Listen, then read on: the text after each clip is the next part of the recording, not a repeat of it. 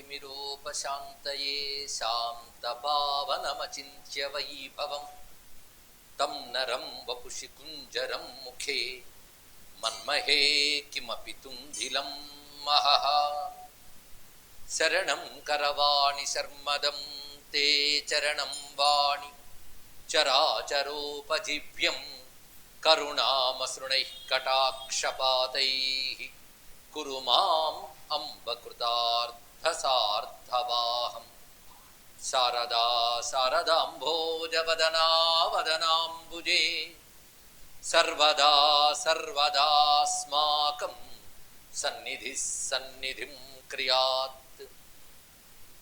विमलपटी कमलकुटी पुस्तकरुद्राक्ष शस्तहस्तपुटी कामाक्षि पक्ष्मलाक्षि कलितविपञ्ची विभासि वैरिञ्ची वागर्थाविव सम्पृक्तौ वागर्थप्रतिपत्तये जगतः पितरौ वन्दे पार्वती परमेश्वरौ। गुरवे सर्वलोकानां विषजे भवरोगिणां निधये सर्वविद्यानां दक्षिणामूर्तये नमः। नारायणसमारम्भां व्यासशङ्करमध्यमाम् अस्मदाचार्यपर्यन्तां वन्दे गुरुपरम्पराम्। नारायणं नमस्कृत्य नरं चैव नरोत्तमं देवीं सरस्वतीं व्यासं ततो जयमुदीरयेत्। नमो ब्रह्मादिभ्यो ब्रह्म विद्या संप्रदाय कर्तृभ्यो वंशर्षिभ्यो नमो गुरुभ्यः। शिवाय गुरवे नमः। शिवाय गुरवे नमः। श्रीमात्रे नमः। श्रीमात्रे नमः। श्रीमात्रे नमः। श्री विष्णुरूपाय नमः शिवाय। श्री विष्णुरूपाय नमः शिवाय। श्री विष्णुरूपाय नमः शिवाय। श्री शारदा परमेश्वर्यै नमः। श्री चंद्रमौळीश्वराय नमः। श्री जगद्गुरुभ्यो नमः।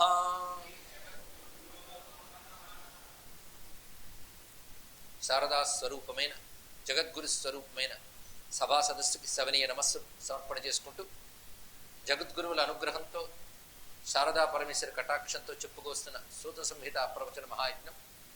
ప్రధానంగా ఇది వ్యాసప్రోక్తమైనది, స్కాంద పురాణాంతర్గతమైనది అని చెప్పుకున్నాం.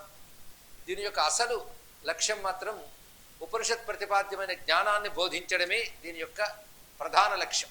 అది పొందడానికి సాధనగా సహకరించేవి కూడా తెలియజేస్తున్నది. ఆ క్రమంలో మనకి తీర్థసేవనము, భక్తి, అదేవిధంగా వివిధములైన యోగములు కూడా తెలియబడుతూ ఉంటాయి. సత్కర్మలు కూడా, అంటే ఏ కర్మలు ఆచరించడం వల్ల జ్ఞానం పొందడానికి మనకు అర్హత ఏర్పడుతుందో ఆ కర్మల్ని బోధిస్తుంది.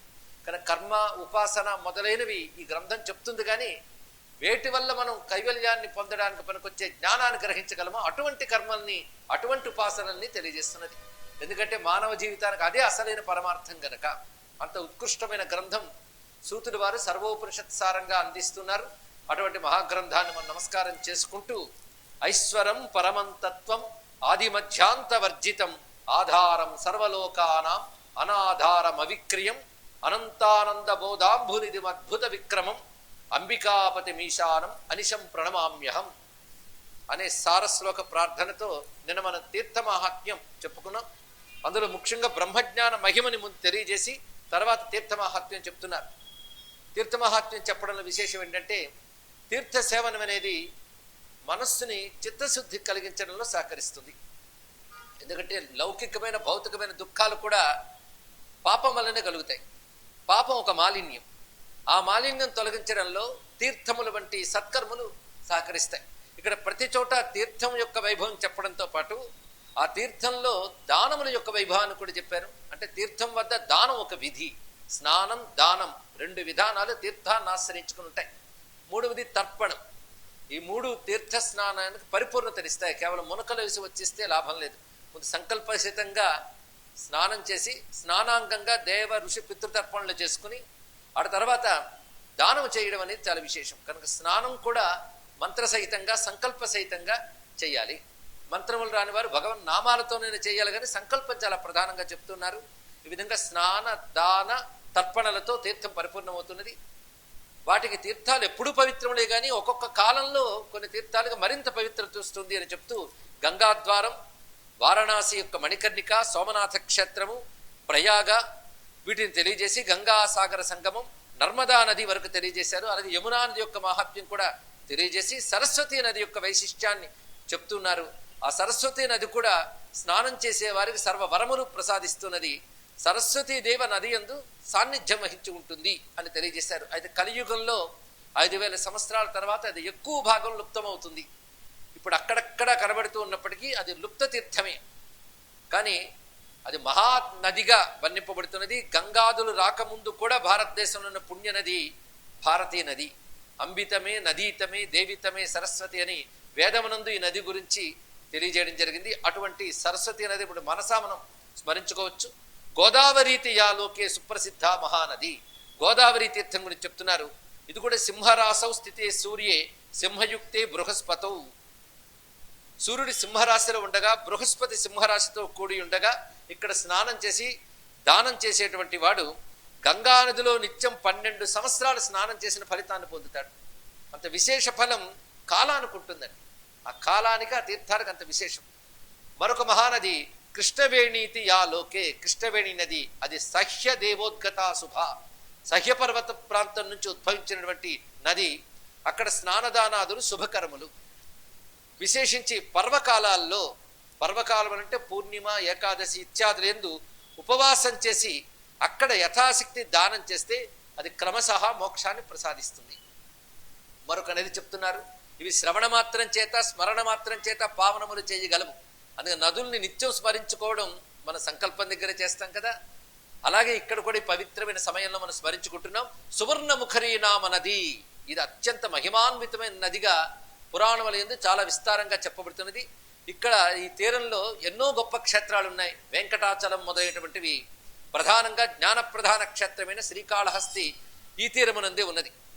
ఇది కేవలం పరమాత్మ యొక్క కృపచేత, శివుని యొక్క కృపచేత ప్రవహించిన నది అన్నారు. కేవలం కృపయా సాక్షాత్ శివేన పరమాత్మనా నిర్మిత. అటువంటి దివ్యమైన నది సంసారనాశిని. అందుకే ఈ క్షేత్రంలో సజ్జోముక్తికర వ్రతము అని చెప్పబడుతూ మోక్షదాయకమైన ఒక వ్రతం చేస్తారు. సంవత్సర కాల వ్రతం అది. ఎందుకంటే ఆ నది యొక్క గొప్పతనం అలాంటిది. ఇది భుక్తి ముక్తి సిద్ధ్యర్థం, భుక్తిని ముక్తిని ఇవ్వగలదు. యస్యాస్తీరే మహాదేవ శంకర శశిభూషణ. ఇక్కడ ఈ తీర్థం గురించి కొంచెం ఎక్కువ చెప్పారు. అంటే ఎంత మహిమ మనకు తెలుస్తున్నది. అక్కడ శ్రీమద్ దక్షిణ కైలాసే, దానికి దక్షిణ కైలాసం అని కూడా పేరు. అక్కడ శివయా పరయా సహా, పరాశక్తి అనే శివాదేవితో శివుడు అక్కడ ఉంటాడు. ఆ తల్లి జ్ఞానప్రసూనంబిక దేవి.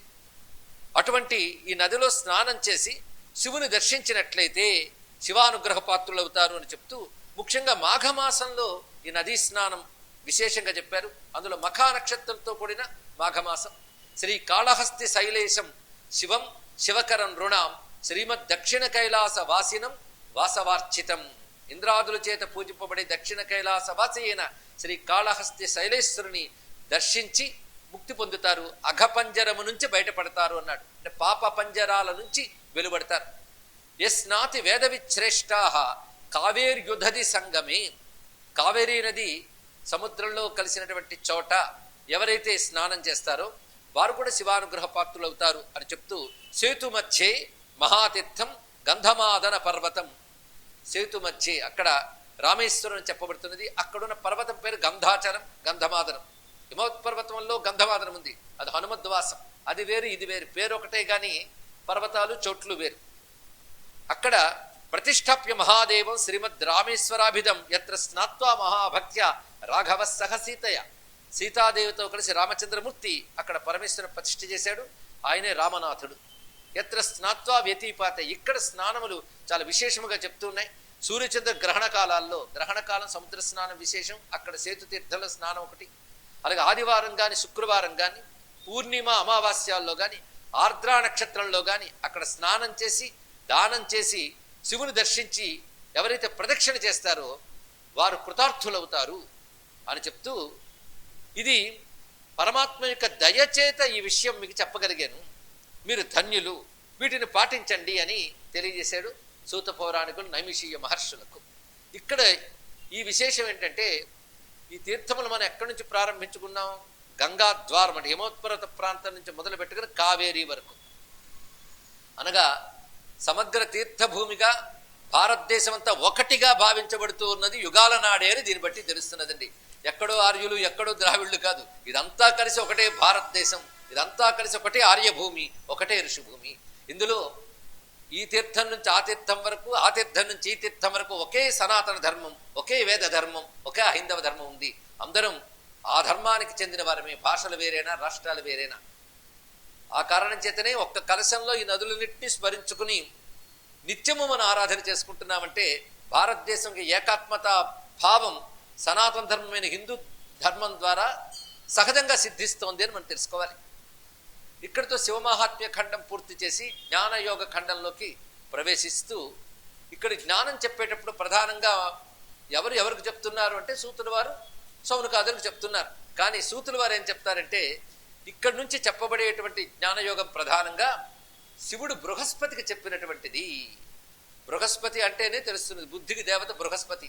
బృహస్పతి అనుగ్రహం కానీ వాడి జాతకంలో ఉంటే వాడికి బుద్ధిశక్తి బాగా పెరుగుతుందని చాలా మందికి తెలిసినది. అందున బృహస్పతికి ప్రధానంగా అనుగ్రహం కావాలంటే దక్షిణామూర్తి కృప మనకు కావాలి. ఇక్కడ దక్షిణామూర్తియే బృహస్పతికి ఉపదేశించినటువంటి జ్ఞానం. బుద్ధికి బృహస్పతి అంటారు కదా, అటువంటి బృహస్పతికి పరమేశ్వరుడు చెప్పిన జ్ఞానాన్ని ఇక్కడి నుంచి మనకు అందిస్తున్నారు. జ్ఞానం అనగా ముందే చెప్పినట్లు ఏ యోగము ద్వారా, ఏ కర్మ ద్వారా, ఏ ఉపాసన ద్వారా జ్ఞానాన్ని పొందగలమో ఆ పద్ధతిని ఇక్కడ బోధిస్తాడు. క్రమశః ఒక్కొక్కటి విశేషంగా చెప్పడం జరుగుతుంది. ఇంతవరకు చెప్పుకున్న దాంట్లో కూడా సృష్టి క్రమము అన్నీ చెప్పబడ్డాయి. అయితే మనం మాటి మాటిగా పునరుక్తి అవుతుందని వాడిని చెప్పలేదు. కానీ వరాహస్వామి భూమిని ఉద్ధరించడం మొదలుకుని హిరణ్య గర్భుడైనటువంటి బ్రహ్మదేవుడు ఆవిర్భవించి సృష్టిని ఏ విధంగా కొనసాగించాడు, ప్రజాపతులు ఎలా వచ్చారు, మనువులు ఎలా వచ్చారు, ఈ సృష్టి విస్తారం అంతా కూడా చెప్పబడింది ఇంతవరకు చెప్పుకున్న గ్రంథంలో కూడా. కానీ ఇక్కడ సృష్టి గురించి చెప్పడం కంటే ఈ కనబడుతున్న సృష్టికి అధిష్టానముగా ఉన్న పరమాత్మని తెలుసుకో అని చెప్పడమే మహర్షి యొక్క హృదయం గనక దాన్నే మనం ప్రధానంగా చెప్పుకున్నాం. సర్వశాస్త్రార్థ తత్వజ్ఞం వేద వేదాంగ పారగం. ఇప్పుడు సూత పౌరాణికుణ్ణి నమస్కరిస్తూ అడుగుతూ ఉన్నారు మునులు. ఇక్కడ సూత పౌరాణికుని యొక్క కొన్ని లక్షణాలు చెప్తున్నారు. అంటే సూత పౌరాణికుడు అంటే ఏదో పురాణాలు చెప్పుకుంటున్నాడు అనుకుంటాం, కానీ ఆయన కేవలం పురాణాలు నేర్చుకుని చెప్పేవాడు కాదయ్యా, గురువుకు ఉండవలసిన అన్ని లక్షణములు ఉన్నాయి. అందుకే ఇవి వర్ణన గురువు యొక్క లక్షణముల్ని తెలియజేస్తున్నారని. ఒకటి సర్వశాస్త్ర అర్థతత్వజ్ఞం, సర్వశాస్త్రముల యొక్క పరమార్థం ఏంటో తెలిసినటువంటి వాడు. వేద వేదాంగముల యందు పారంగతుడు అంటే ఇంతవరకు ఆయనకున్న శాస్త్రజ్ఞానం చెప్పారు. ఆడ తర్వాత జితేంద్రియం జితక్రోధం, జితేంద్రియుడు జితక్రోధుడు, జీవన్ముక్తం జగద్గురుం, జీవన్ముక్తుడైన జగద్గురు. అన్నిటికంటే ముఖ్యంగా వ్యాసప్రసాద సంపన్నం, వ్యాసుని అనుగ్రహం సంపూర్ణంగా కలిగిన వాడు. వ్యాసవత్ విగత స్పృహం, వ్యాసుడి వలె దేని మీద కూడా స్పృహ లేనివాడు అంటే వైరాగ్య సంపన్నుడు. స్వయం స్వమేవ ధ్యాయంతం సూతం బుద్ధిమతాం వరం, తాను తననే ధ్యానిస్తున్నట్టు. అంటే తన ఫోటోని తాను ధ్యానిస్తున్న అర్థం కాదు. తాను తననే అంటే తన ఆత్మస్వరూపం యందు నిష్ఠితుడై ఉన్నాడు. బుద్ధిమంతుల్లో శ్రేష్ఠుడు. వేద మార్గే సదా నిష్ఠం, వేద మార్గ ప్రవర్తకం, ఎల్లవేళలా వేద మార్గమునందే నిష్ఠుడై ఉన్నవాడు. వేద మార్గాన్ని ప్రవర్తింపజేయవాడు. ప్రవర్తింపజేయటం రెండు విధాలు, ఆచరించుట, ఆచరింపజేయుట. సమాగమ్య సమాధిస్థం దండవత్ ప్రణిపత్యత. అలాంటి సమాధి స్థితిలో ఉన్న ఆయన వద్దకు నైమిషీయ మహర్షులు వచ్చి నమస్కారం చేసి, ఇదానీం శ్రోతుమిచ్చామో జ్ఞానయోగం సహేతుకం, జ్ఞానయోగాన్ని తెలియజేయమన్నారు. ఒక సహేతుకం, యుక్తులతో కూడినటువంటి జ్ఞానయోగాన్ని చెప్పి, యుక్తి అంటే శాస్త్రముతో పాటు మనవైనటువంటి బుద్ధి చమత్కారంతో గ్రహించగలిగేటువంటి జ్ఞానాన్ని చెప్పమనగానే అప్పుడు శ్రేష్ఠుడైన సూతముని ధ్యానం చేసేట ఒక్కసారి అంటే జ్ఞానం చెప్పే ముందు ధ్యానం అవసరం. ధ్యానం ద్వారా పరమేశ్వర ప్రకాశం హృదయంలోకి వస్తుంది. తద్వారా ఎక్కడ భ్రమ లేకుండా స్పష్టమైన జ్ఞానాన్ని గురువు చెప్పగలడు. అందుకే జ్ఞానం చెప్పే ముందు వినే ముందు కూడా ధ్యానం అవసరం.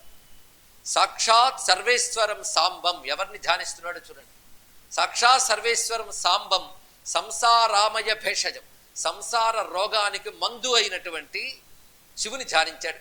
సర్వజ్ఞం సర్వగం సర్వం సర్వభూత హితేరతం గంగాధరం విరూపాక్షం చంద్రమౌళిం జటాధరం నీలగ్రీవం చిరం స్మృత్వా, చాలాసేపు ఆయన్నే ధ్యానించి తద్వారా స్మరణ చేసి వ్యాసమపి అమితౌజసం, అలాగే గురువైన వ్యాసుడు వారిని కూడా స్మరించి అప్పుడు కళ్ళు తెరిచి వారిని చూశాడు. పైగా స్మరించి ధ్యానించడమే కాకుండా వేదగర్భితమైన లౌకిక గర్భితమైన స్తోత్రములతో శివుని స్తుతించి ప్రారంభిస్తున్నాడు. భక్తుమారభతే. ఇక్కడ భాష్యంలో ఒక విషయాన్ని చెప్తారు విద్యారణ్యుల వారు. అలా ధ్యానం చేసి ప్రార్థన చేసి గురువు కళ్ళు తెరచగానే ఆ కళ్ళల్లోంచి ఒక శక్తి శిష్యుల వైపు ప్రసరిస్తుందిట. అదే చాక్షుషీ దీక్ష అంటారు. కానీ జ్ఞానం అనగానే విషయాన్ని తెలుసుకుని తెలియజేయడం కాదయ్యా, జ్ఞానరూపమైన శక్తిని ప్రసరింపజేయడము. అంటే మనకు సంప్రదాయం ఉంది జ్ఞానం పొందడానికి. ముందు ఈశ్వర వందనం గురువందనం చేసుకోవడం, వినేవాడు కూర్చునేవాడు కూడా ఒక పద్ధతిగా ఉండడం. ఇవి ఎందుకంటే అక్కడ మనం పొందుతున్నది ఒక నాలెడ్జ్ కాదు, ఒక ఎనర్జీ. అది ఎనర్జీ ఆఫ్ నాలెడ్జ్. జ్ఞానం యొక్క శక్తిని పొందుతున్నాం. జ్ఞానం యొక్క శక్తి అంటే పరమేశ్వరుడే, మరేమిటి. కానీ జ్ఞానం పరమేశ్వరుడు గనక పరమేశ్వరుడు ధ్యానంతో ఇస్తున్నాడు. దీని గురించి చెప్తూ చక్షురున్మీల్య యత్ తత్వం ధ్యాత్వా శిష్యం సమీక్షతే పశుబంధ విమోక్షాయ దీక్షేయం చాక్షుషీమత. గురువు ఒక తత్వాన్ని ధ్యానించి కళ్ళు తెరుస్తాడు. తాను దేన్ని ధ్యానించాడో అది నేత్రముల నుంచి ఒక కాంతిగా ప్రసరించి శిష్యునికి పశుబంధ విమోక్షం కలిగిస్తుంది అన్నాడు ఇక్కడ. అంటే వాడి యొక్క అజ్ఞానం నుంచి విమోచనం కలిగిస్తుంది. అది కళ్ళ నుంచి వచ్చే శక్తికి అంత గొప్ప విశేషం అండి. అందుకే మనం ఎంత కాదన్నా రికార్డెడ్ వింటే అది రాదు, విషయ పరిజ్ఞానమే. అది గురుముఖత అని పెద్దలు చెప్పడంలో ఒక శక్తి మనకు లభిస్తుంది. శబ్దం వినడం వేరు, శక్తి పొందడం వేరు, రెండింటికి చాలా తేడా ఉంది కదా. ఆ విధంగా చెప్తున్నాడు. ఇది చెప్పేటప్పుడు బృహస్పతి తపస్సును ఆచరించగా, ఎందుకు తపస్సు చేశాడంటే ఈశ్వరుని అనుగ్రహం కోసం, అనుగ్రహం ద్వారా జ్ఞానం కోసం. ఏ జ్ఞానం పరమజ్ఞానము, ఏ జ్ఞానం గ్రహిస్తే మరొకటి తెలుసుకోవలసిన అవసరం లేదు, ఆ జ్ఞానము. అంటే ఆ జ్ఞానానికి ఎందుకంత ప్రాధాన్యత అంటే ప్రతి జ్ఞానానికి పరిమితి ఉంది. ఈ జ్ఞానం తెలిస్తే ఇంకోటి తెలుసుకోవాల్సిన అవసరం లేదు. అందుకే అటువంటిది జ్ఞాత్వా సర్వమిదం విజ్ఞాతం భవతి అని చెప్పినట్లుగా ఏది తెలియడం వల్ల అన్నీ తెలిసినట్లు అవుతుందో అటువంటి జ్ఞానం. మరి బృహస్పతి అంతటి వాడు సర్వవిద్యావేత్త తపస్సును ఆచరిస్తే పరమేశ్వరుడు ప్రత్యక్షమై నీ కోరిక తీరుస్తున్నాను శివుడు చెప్తున్నాడు బృహస్పతికి. ఆ చెప్పేటప్పుడు నాయన ఈ జ్ఞానం కొత్తదేం కాదు, ఇది శాశ్వతమైనది. అంతేగా దీనికి లక్షణం ఉన్నది, అవాచ్యం, ఇది చెప్పకూడదు. మరి ఎందుకంటే మీరు మైక్ పెట్టి మరీ చెప్తున్నారు? అందుకే సూత పౌరుని దండం పెట్టుకుని చెప్పుకుంటున్నాం. ఇక్కడ యోగ్యులకే చెప్పాలని అర్థం. అవాచ్యం అంటే చెప్పరాని చెప్పడం అని కాదు, యోగ్యులకు మాత్రమే చెప్పాలి. లేనప్పుడు అనేక రకాల ఫిర్యాదులు వస్తాయి శ్రోతల నుంచి, అర్థం కాలేదని ఇత్యాదులు వస్తూ ఉంటాయి. ఎందుకంటే వాళ్ళకి ఇంకా అది పొందడానికి మనస్సు సంసిద్ధత లేదు. ప్రిపేర్డ్నెస్ అంటారు కదా, ప్రిపరేషన్. మనస్సుకు సంసిద్ధత ఉండాలి జ్ఞానం పొందాలంటే, దానికి తగ్గ అర్హత ఉండాలి. లేనప్పుడు ఇంకా ప్రారంభం నుంచే కళ్ళు మూసుకోవడం మొదలవుతుంది, ధ్యానంతో కాదు మరొక అవస్థతో. అందుకే మనస్సుకి ఇది గొప్పది అనే భావం కలిగినప్పుడు మనస్సు తెరుచుకుంటుంది, కళ్ళు విచ్చుకుంటాయి, అటువంటి శ్రద్ధాభావం ఏర్పడుతుంది. అది లేని వాళ్ళకి చెప్పరాదు అని అర్థం. ఇక్కడ అవాచ్యం మేతద్విజ్ఞానం, ఇది విజ్ఞానం. విజ్ఞానం అంటే అనుభవ రూపమైన జ్ఞానం. ఇది అతి గుహ్యం, అత్యంత రహస్యమైనది. రహస్యం అంటే అర్థం భౌతికంగా ఇంద్రియాలతో తెలుసుకునే జ్ఞానం కాదు ఇది, అంటే మెటీరియల్ జ్ఞానం కాదు ఇది. అది చెప్పడం దీని యొక్క ఉద్దేశం. పదార్థ జ్ఞానం కాదు, పరమార్థ జ్ఞానం. అనుత్తమం, దీన్ని మించి మరొక గొప్ప వస్తువు లేదు, అలాంటిది. ఇది ఎక్కడిది అంటే ఆమ్నాయాంతైక సంసిద్ధం, ఆమ్నాయ అంత ఏక సంసిద్ధం. అమ్నాయాంతం అంటే వేదాంతము అని ఉపనిషత్తులు. ఉపనిషత్తులందు మాత్రమే కేవలముగా చెప్పబడింది. కేవలం అంటే ఇది ఒక్కటే, అన్ని లేవు. బ్రహ్మజ్ఞానం మాత్రం ఒక్కటేనండి, ఇతర జ్ఞానాలు చాలా ఉంటాయి. వైద్య విజ్ఞానం అని పేరు పెట్టినా రోగాలెన్నో, చికిత్సలెన్నో, ఔషధాలెన్నో. మంత్రశాస్త్రం అంతే. కానీ వేదాంత శాస్త్రం మాత్రం ఎప్పుడూ ఒకటి. కనుక వేదాంత శాస్త్రం ఎప్పుడు చెప్పినా అదే చెప్తారు కదండి అని వీళ్ళు అంటారు. కానీ అది పట్టే వరకు అదే చెప్పుకోవాలి, మరి ఏం చేస్తాం, అది పొందే వరకు. అందుకే అది ఏకం. ఉపనిషత్తుల ద్వారా మాత్రమే సంసిద్ధం. అశేష క్లేశనాశనం ప్రయోజనం అది. ఇంతవరకు దాని గొప్పతనం, దాని స్థానం చెప్పారు. దాని ప్రయోజనం ఏంటంటే క్లేశములను సంపూర్ణముగా నశింపజేస్తుంది. అనంతానంద మోక్షాక్ష బ్రహ్మప్రాప్తి ఏక సాధనం. అనంతము ఆనందము అని చెప్పబడే మోక్షరూపమైన బ్రహ్మప్రాప్తిని కలిగిస్తుంది అటువంటిది జ్ఞానం. దీనిలో జ్ఞానం యొక్క ఉత్కృష్టత చెప్పడంతో పాటు అర్హత కూడా చెప్పేశారు. దానితో పాటు దాని ఫలం కూడా చెప్పారు. ఈ జ్ఞానం పొందడం వల్ల ఏం లభిస్తుంది. అయితే ఇది నీతో నేను మొదలు పెట్టలేదు నాయన. మొట్టమొదటి నేను మా ఆవిడ కబుర్లు ఆడుకుంటూ చెప్పుకున్నాను ఈ విషయాన్ని. అప్పుడు మా ఇద్దరి మధ్య ఒక ఆయన కూర్చున్నాడు. వాడు విన్నాడు. వాడి పేరు స్కందుడు. సోమాస్కందం అంటే ఇది అర్థం. ఆ స్కందుడు విన్నాడు. ఆ స్కందుడు తర్వాత తనని భక్తిగా ఆశ్రయించిన వశిష్ఠుడికి చెప్పాడు. వశిష్ఠుడు శక్తి మహర్షికి చెప్పాడు. శక్తి పరాశరుడికి చెప్పాడు. పరాశరుడు వ్యాసాదులకి తెలియజేశాడు. ఇది దీని యొక్క క్రమం. బ్రహ్మ విద్యా క్రమం చూడండి. మనకు సరిగ్గా వశిష్ఠం శక్తించ తత్పుత్ర పరాశరంచ వ్యాసం తర్వాత సుఖం గౌడ పదం మహాంతం ఇవన్నీ ఉన్నాయి ఇక్కడ. కానీ క్రమం మనకు తెలుస్తున్నది కదా. దీన్ని బట్టి బ్రహ్మ విద్యా క్రమం ఇది. ఇక్కడ స్కందుడు కూడా బ్రహ్మ విద్యా వ్యాప్తి చేసినటువంటి గురుగుహుడు.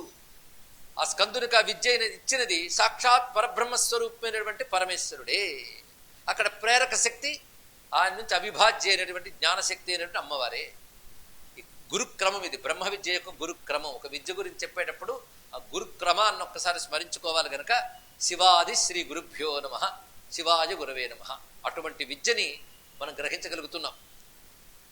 ఆసీదిదం తమో మాత్రం ఆత్మాభిన్నం జగత్పురా తత సత్వగుణక్షోభాన్ మహత్తత్వం అజాయత. ఇక్కడ అచ్చ ఉపనిషత్తులు మాట్లాడిన ఆత్మావేదమగ్ర ఆసీత్ అని ఒక చోట, అసత్ ఇతమగ్ర ఆసీత్ అని ఒక చోట ఇలా చెప్పబడుతుంది ఉపనిషత్తుల్లో. అలాగా సృష్టికి పూర్వం తమస్సు మాత్రమే ఉంది అన్నాడు ఇక్కడ. అదేంటే పరమాత్మ మాత్రమే ఉన్నాడంటే తమస్సు అని చెప్తున్నారు అంటే ఇక్కడ గ్రహించవలసింది తమస్సు అనే దేనికి పేరు నిన్న చెప్పుకున్న ఎవరైనా చెప్పగలరా? మాయకి పేరు. కానీ సృష్టికి పూర్వం మాయ ఉంది. ఆ మాయ ఎక్కడుంది? పరమాత్మను ఆశ్రయించుకున్నది. కానీ దానికంటే ముందు పరమాత్మ ఉన్నాడు. దాన్ని లీనం చేసుకుని కూడా పరమాత్మ ఉంటాడు. కానీ సృష్టి చెయ్యాలనుకున్నప్పుడు తన యందున్న మాయాశక్తి ఏదైతే ఉందో ఆ మాయాశక్తి సృష్టి అనే వృక్షం యొక్క బీజములతల్లో దాచుకుంది. ఆ బీజ స్థితిని అసత్ అంటారు ఇక్కడ. ఎందుకంటే వృక్షం సత్ కార్యరూపంగా కనబడుతుంది. దానికి మూలం కారణం, అది అసత్ అని. కానీ కారణ రూపమైన అని చెప్పడంలో సృష్టి బీజ రూపముగా పరమాత్మ యందు ఉన్నది అని అర్థం ఇక్కడ. అటువంటి స్థితి, ఆ స్థితిలో ఎప్పుడైతే ఆ మాయ ఉందో మాయకు 3 గుణాలు ఉంటాయి. ఈ 3 గుణాలు కలిసి ఒకే విధంగా ఉంటే సృష్టి లేదు. వాటిలో క్షోభ ఏర్పడాలి. అంటే వాటి అనుపాతాల్లో తేడా వస్తుందండి. సత్వరజస్తమో గుణాల్లో తేడా రావాలి. అప్పుడు సృష్టి ఏర్పడుతుంది. 3 కలిసి ఒకే స్థితిలో ఉంటే సృష్టి ఉండదు. 3 కలిసి ఒకే స్థితిలో ఉండడం అనేటువంటిది మనకు సుషుప్తిలో కనబడుతుంది కొంతమేరకు. ప్రళయంలో కూడా ఆ విధంగా ఉంటుంది. సృష్టి పూర్వ స్థితి అలా ఉంటుంది. దానిలో మొట్టమొదటిగా తత సత్వగుణ క్షోభాత్, తత్వగుణం ఎందుకు క్షోభ కలిగింది. ఎప్పుడైతే అక్కడ ఒక వైబ్రేషన్ కదలిక వచ్చిందో దాని నుంచి మొదటి పుట్టింది మహత్తత్వం అన్నాడు ఇక్కడ. తత్వములు ఎలా వచ్చాయో. మహత్తత్వం అంటే సమిష్టి బుద్ధితత్వం అని అర్థం అండి. సమిష్టి బుద్ధితత్వం అది తర్వాత అందరి బుద్ధులుగా వ్యాపిస్తుంది. ఎలా అంటే ఒక నారుమడి మనం వేసుకున్నాక అందులోంచి ఒక్కొక్కటి తీసి పొలమంతా పంచుతాం. ఆ నారుమడి సమిష్టి మొక్కలవన్నీ దాన్ని తీసుకుని మనం ఆ నారుని పొలమంతా విస్తరింపజేస్తాం. అలా సమిష్టి బుద్ధితత్వం ఏదైతే ఉన్నదో అది మహత్తత్వం అని చెప్పబడుతుంది. అది సత్వగుణ ప్రధానమైనది బుద్ధి అని దీన్ని బట్టి మనకు తెలుస్తున్నది.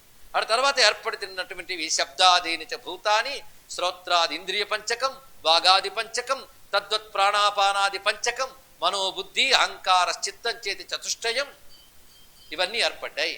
అంటే శబ్దాదీని భూతాని అంటే సూక్ష్మభూతములు అంటారండి వీటిని. పంచభూతాల కంటే ముందున్నవి సూక్ష్మభూతములు. అవి శబ్ద స్పర్శ రూప రసగంధములు. ఆ తర్వాత వాటిని అనుసరించి పంచభూతములతో స్వీకరించిన ఇంద్రియ పంచకము, వాక్ మొదలైన పంచకము. అంటే ఇక్కడ శ్రోత్ర ఇంద్రియాదులు అంటే త్వక్చక్షు శ్రోత్ర జిహ్వాఘ్రాణములు కర్మేంద్రియాలు. అదేవిధంగా జ్ఞానేంద్రియములు ఈ పంచకం ఏర్పడి ఆ తర్వాత ప్రాణపంచకం ఏర్పడి మనోబుద్ధి అహంకార చిత్తములనే 4 ఏర్పడ్డాయి. ఇవి తత్వములు. సృష్టి ఉన్న తత్వములన్నీ ఇవే. మనలో గాని సృష్టిలో గాని ముందు సృష్టి యందు వచ్చి సృష్టి యందు జీవులు యందు పంచబడ్డాయి ఇవన్నీ కూడా. ఎలా వచ్చాయంటే గొప్ప మాట అన్నాడు. అవ్యక్తాత్ కాలపాకేన ప్రజాయంతే. ఆ అవ్యక్త శక్తి నుంచి ఇవన్నీ ఆవిర్భవించాయి కాలపాకము చేత. కాలపాకము చేత అంటే జీవుల అనుభవ కాలం రాగానే అని అర్థం. జీవులకు అనుభవం కాలం వచ్చిందంటే ఉపాధి ఏర్పడింది. ఎందుకంటే కర్మఫలాలు భోగించడానికి గాను శరీరం వచ్చింది. భోగించుట అంటే అనుభవించుట, సుఖం గాని దుఃఖం గాని అవి అనుభవించడానికి శరీరాదులు కల్పన చేయడమే సృష్టి. అది ఎలా ఏర్పడింది? అవ్యక్తం నుంచి ఈ విధంగా మహత్తత్వం, తర్వాత ఇందాక చెప్పిన ఇతర తత్వములు ఏర్పడ్డాయి. ఇవి కాలము, ఆ కాలాన్ని అనుసరించి ఉన్నాయి గనక సర్వే కాలపరాధీనా నకాల కస్యచిద్వసే, ఇవన్నీ కాలానికి అధీనంగా ఉన్నాయి గనక భగవచ్చక్తి కాలముగానే మనకు తెలియబడుతున్నది. ఇక్కడ కాలహ న కస్యచిద్వసే, ఈ కాలం ఎవడి వశంలో ఉండదు. అవునా లేదు? బ్రహ్మదేవుడు కూడా కాలాన్ని నియమించలేడు. కాలాన్ని వినియోగించుకోవడం వరకే మన నేర్పరితనం, కానీ కాలాన్ని ఇలా ఉండి అలా ఉండి నియమించే శక్తి మనకు లేదు. కాలో మాయాత్మ సంబంధాత్ సర్వసాధారణాత్మక, మాయాశక్తి నుండి పుట్టిన సమస్త సృష్టి కూడా కాలానికి వశమయ్యున్నది సుమా అని చెప్తూ, ఆడ తర్వాత ఈ కాలాన్ని అనుసరించి హిరణ్య గర్భుడు ఈ జీవులందరికీ తగిన ఉపాధులు కల్పించడానికై ఈ చెప్పిన తత్వములతో సృష్టిని విస్తరింపజేశాడు. ఆయన ఎలా విస్తరింపజేశాడు అంటే కేవలం పరమేశ్వరుని యొక్క అనుగ్రహం చేత మాత్రమే. అందుకే జీవుల్ని వాళ్ళ కర్మల ప్రకారంగా సృష్టించిన, అందులో ప్రత్యేకించి మానవులు అనేటువంటి వారు కర్మ చేత తరించడానికి అవకాశం ఉన్నది. ఇతరులన్నీ కూడా భోగములు అనుభవించడానికే తప్ప కర్మాచరణ చేసి తరించడానికి లేదు. ఒక్క మానవ జన్మ మాత్రం ఇటు పూర్వకర్మ అనుభవం పొందుతూనే సాధనతో కర్మబంధం నుంచి బయటపడడానికి పనికొచ్చే జన్మ మానవ జన్మ. అందుకు ఉపదేశం మానవులకే. అందుకని దేవతలకి భోగ శరీరమే, అదేవిధంగా అసురుడిది భోగ శరీరమే, రాక్షసాదులది. ఇక విశేషించి పశుపక్షులకు అజ్ఞానమే ప్రధానం. కనుకనే కర్మఫలమైనటువంటి సుఖదుఖాలు అనుభవిస్తున్నా దీన్ని సవరించుకుని ముక్తి పొందగలిగే అవకాశం మానవుడికి ఉంది గనక ధర్మము బోధ మానవులకి మాత్రమే. అందుకని పశువులకు ధర్మశాస్త్రం ఉందా? పక్షులకు అంతకంటే లేదు. వాడికి ప్రకృతి శాస్త్రమే, ధర్మశాస్త్రం లేదు. ఎలా నడిపితే అలా నడుస్తామంటే పశుపక్షులతో సమానం. ఎలా నడవాలో అలా నడవడమే మానవ జన్మ. ఇది తెలుసుకోవాలి. ఇక్కడ ఎలా తోస్తే అలా నడవడం కాదు, శాస్త్రం ఎలా చెప్తే అలా నడవడం. ఎందుకు? మళ్ళీ జన్మలెత్తి పడకుండా. అదే మానవ జన్మకు విశేషము. పూర్వకర్మానుభవం పొందడానికి శరీరం ధరించడమే కాకుండా మరి శరీరాలు ధరించడానికి వీలు లేకుండా ముక్తి పొందడానికి అవకాశం కూడా మానవ జన్మకున్నది. దానికని ఏం చేశారంటే అందరూ మోక్షం పొందలేకపోయినా కనీసం ఇంతకంటే ఉత్తమగతిని పొందుతూ క్రమశః మోక్షం పొందడానికి ధర్మం అనేది చాలా అవసరం. ధర్మము వ్యక్తికి సముదాయానికి చాలా అవసరం. అందుకే మానవుడే సముదాయంగా బ్రతుకుతాడు, సంఘజీవి సమాజజీవి. కనుక వాడు తన స్వార్థం కోసం సమాజాన్ని కూడా పీడించే ప్రమాదం ఉంది. కనుక మానవుడిని నిర్మించగానే మానవుడికి తనకి గాని తన వల్ల సమాజానికి గాని ప్రమాదంలో ఒక వ్యవస్థని ఏర్పాటు చేయవలసిన బాధ్యత కూడా సృష్టికర్త యందు మాత్రమే ఉన్నది. అందుకు భువనానిచ దేవాశ్చ శతశోధ సహస్రశః స్థావరం జంగమం చైవ తథా వర్ణాశ్రమాదిచ. అప్పుడు ఈ భువనములు దేవతలు వీటన్నిటిని ఏర్పరచడమే కాకుండా స్థావర జంగమాత్మైన జగత్తును కలిగించిన సృష్టికర్త అయిన హిరణ్య గర్భుడైనటువంటి బ్రహ్మదేవుడు వర్ణాశ్రమ విధానాన్ని మానవులకై ఏర్పరిచాడు. వర్ణాశ్రమ విధానం అనగానే ఈ రోజుల్లో చెప్పడానికి భయపడతారు, వినడానికి భయపడతారు. వర్ణాశ్రమ విభాగం అన్నాడే తప్ప ఇందులో ఎక్కువ తక్కువలు చెప్పలేదు. ప్రతివారు వారికి ఉన్నటువంటి స్థితిని అనుసరించి వారి వర్ణాలని వారి ఆశ్రమాల్ని వారు ఉన్న స్థితిని అనుసరించి పాటించాలి. తద్వారా వాళ్ళు తరిస్తారన్న ఉద్దేశంతో వర్ణాశ్రమ విభాగములు ఏ వర్ణముల వారికి ఏ ఆశ్రమముల వారికి ఏవి ధర్మములు శాస్త్రము ద్వారా ఏర్పరిచారు. ఎవడు? సృష్టికర్త అయిన బ్రహ్మదేవుడే. అందుకే ఆ బ్రహ్మదేవుడు ఎలా ఏర్పరిచారంటే హిరణ్యగర్భం జనయామాస పూర్వం అని చెప్పినట్లుగా ఆ బ్రహ్మదేవుడికి ఆ వేద విజ్ఞానాన్ని పరమేశ్వరుడు ఇచ్చాడు. అంటే సృష్టి చేసే శక్తిని పరమేశ్వరుడు ఇచ్చాడు. సృష్టి నడవవలసిన పద్ధతి ఏదైతే ఉందో అది శాస్త్రం. ఆ శాస్త్రంలో ప్రథమం వేదం. దాన్ని అనుసరించి తర్వాత ఋషులు ఏర్పరిచిన ఇతర శాస్త్రములన్నీ వస్తున్నాయి. పురాణ న్యాయ మీమాంసాది శాస్త్రములన్నీ శృతిని అనుసరించి వస్తున్నాయి. కానీ ప్రథమతః సృష్టిని ఏర్పరచడంతో పాటు శాస్త్రాన్ని ఏర్పరిచాడు బ్రహ్మదేవుడు. ఈ సృష్టిని శాస్త్రాన్ని ఎలా ఏర్పరిచాడు అది కూడా తెలియాలి కదా. ఆయన బాగా ఆలోచించారండి, ప్లాన్ చేశారండి అంటే ఆయన ఆలోచన ప్లాన్ కాదుట. సాంబం సర్వేశ్వరం ధ్యాత్వా ప్రసాదాత్ తస్య నిర్మమే. సర్వేశ్వరుడైన సాంబుని ధ్యానించి ఆయన ప్రసాదం చేత నిర్మాణం చేశాడు. అంటే ఆయన అనుగ్రహం చేత నిర్మాణం చేశాడు అంటూ ఒక మాట చెప్తాడు ఇక్కడ సూతులు వారు. ప్రసాదేన వినా దేవః ప్రసాదేన వినా నరాః ప్రసాదేన వినా లోకాః న సిద్ధ్యంతి మహామునే. ఈశ్వర ప్రసాద మహిమండి మాటకు అర్థం. బ్రహ్మదేవుడు అంతటి వాడు సృష్టిని చెయ్యగలిగి సృష్టికి కావలసిన జ్ఞానాన్ని ఇవ్వగలిగాడంటే ఆ రెండూ ఇచ్చినవాడు ఆయన. ఇది మళ్ళీ ఉపనిషత్ వాక్య ప్రమాణమే. మన అనేక మార్లు చెప్పుకుంటూ ఉంటాం ఇక్కడ.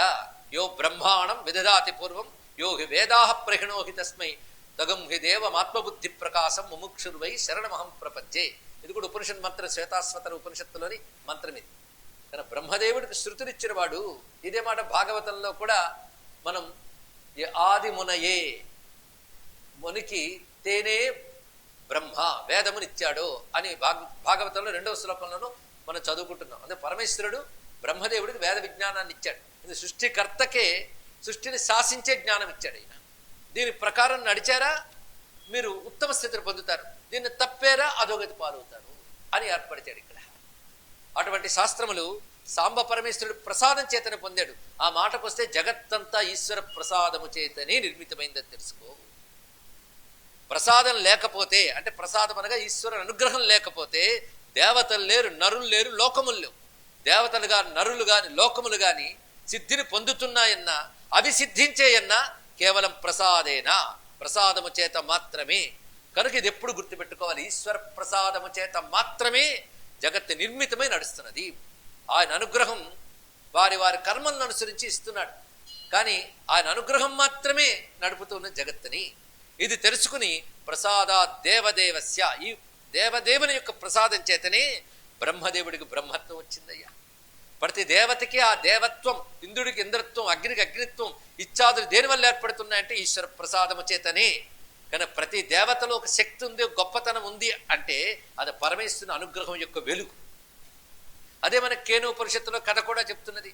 మీ నిర్వాకాలేం లేవు, నేను ఇస్తే పనిచేసేవాళ్ళు మీరు. తమ నిర్వాహకం అహంకరించుకుంటే దానికి కథ మనం అనేక మార్లు చెప్పుకున్నాం, కనుక చెప్పనక్కర్లేదు. దీనికి ప్రమాణం ఉపనిషత్తు అది అక్కడ. అందుకే అగ్ని మండుతుందన్నా వాయువు వీచుతుందన్నా ఆయన అనుగ్రహం చేత మాత్రమే. కనుక వీచగలిగే శక్తి రాగానే నేను వీచాను, నేను మండాను అనుకోగానే అహంకారాన్ని ముట్టిగా పెట్టాడు శివుడు. ఆ కథ మనకి ఉపనిషత్తులో చక్కగా చెప్పబడుతుంది. ఉమాదేవి వచ్చి ఆ పరమేశ్వరుని యొక్క తత్వాన్ని మనకు బోధిస్తుంది. కానీ దేవతలైనా సరే ఎవరైనా సరే వాళ్ళ నుంచి వ్యక్తమయ్యే ప్రతి సమర్థత ఈశ్వర ప్రసాదమైన స్పృహ కలిగి ఉండాలి. వారి నుంచి వ్యక్తమయ్యే ఏ గొప్పతనమైనా, ఆఖరి కంటికి చూచే గొప్పతనం ఒకటి ఉంది, అదే దాని గొప్పతనం, అది ఈశ్వర ప్రసాదం. అలా చూస్తే జగత్తంతా ఈశ్వర ప్రసాదంగానే కనబడుతుంది. జగత్తంతా ఈశ్వర ప్రసాదంగా చూడగలిగితే క్రమంగా ఈశ్వరమయంగా చూస్తాం.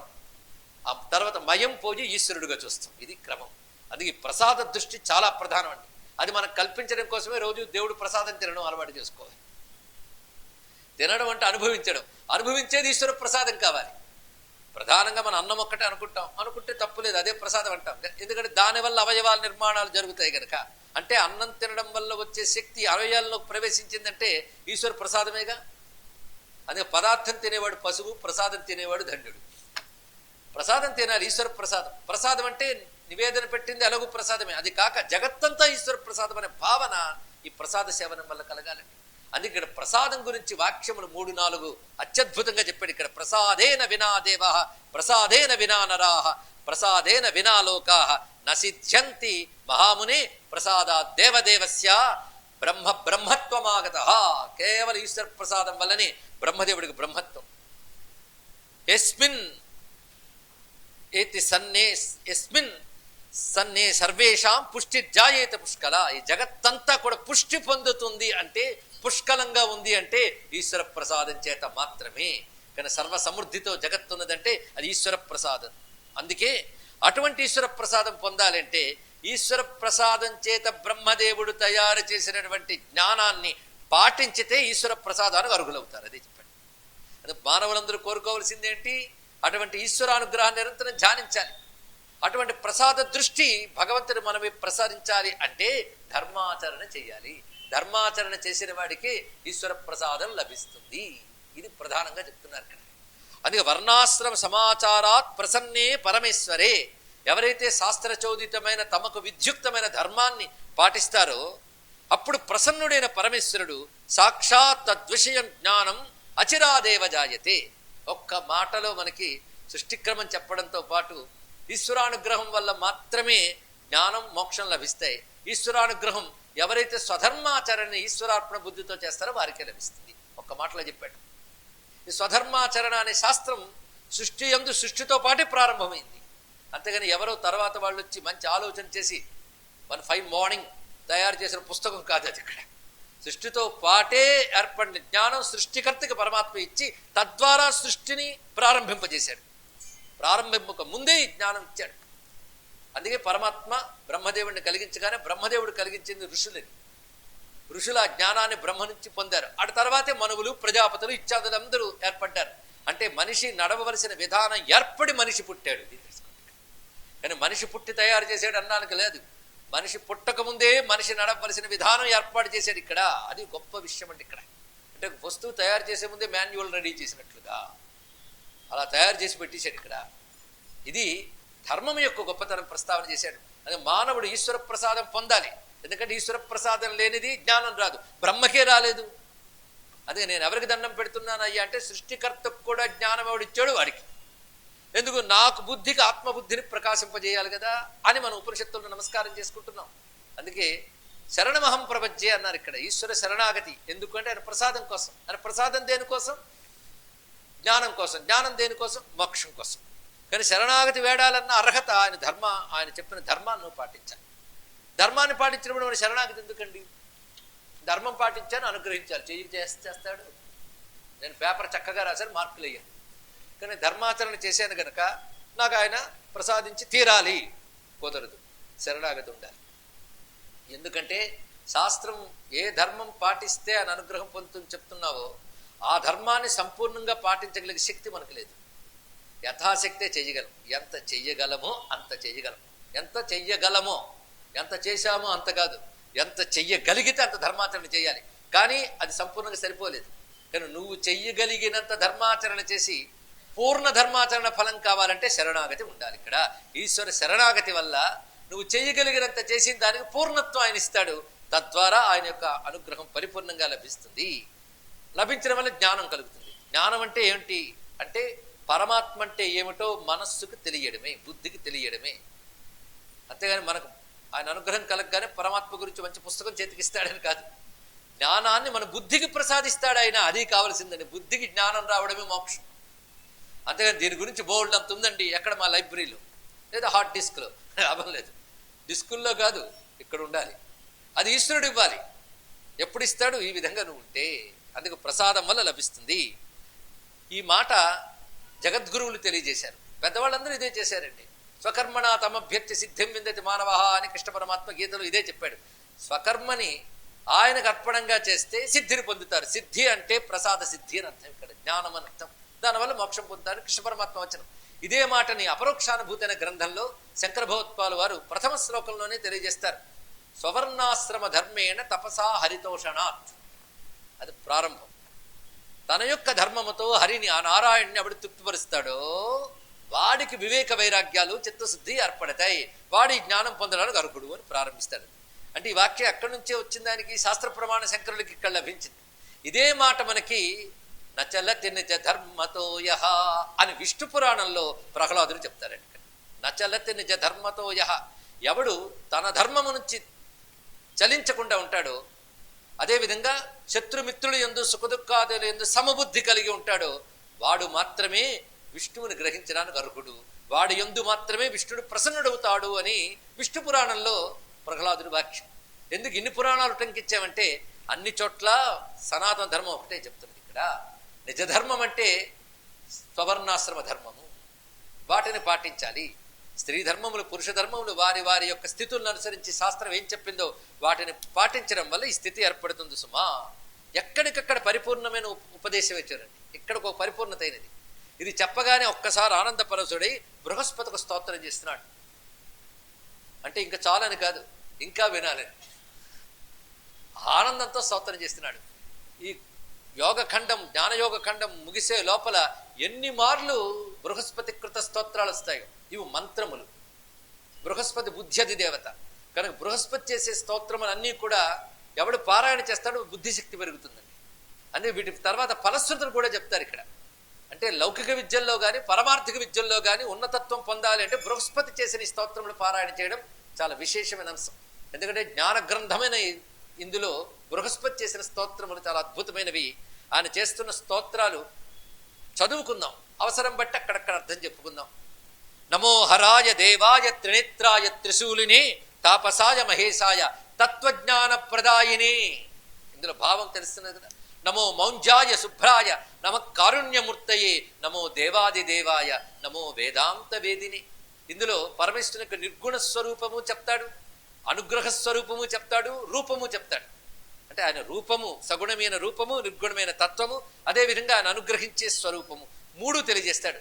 కారుణ్యమూర్తయే అనడం, తత్వజ్ఞాన ప్రదాయనే అన్నప్పుడు ఆయన అనుగ్రహించే స్వభావాన్ని తెలియజేశారు.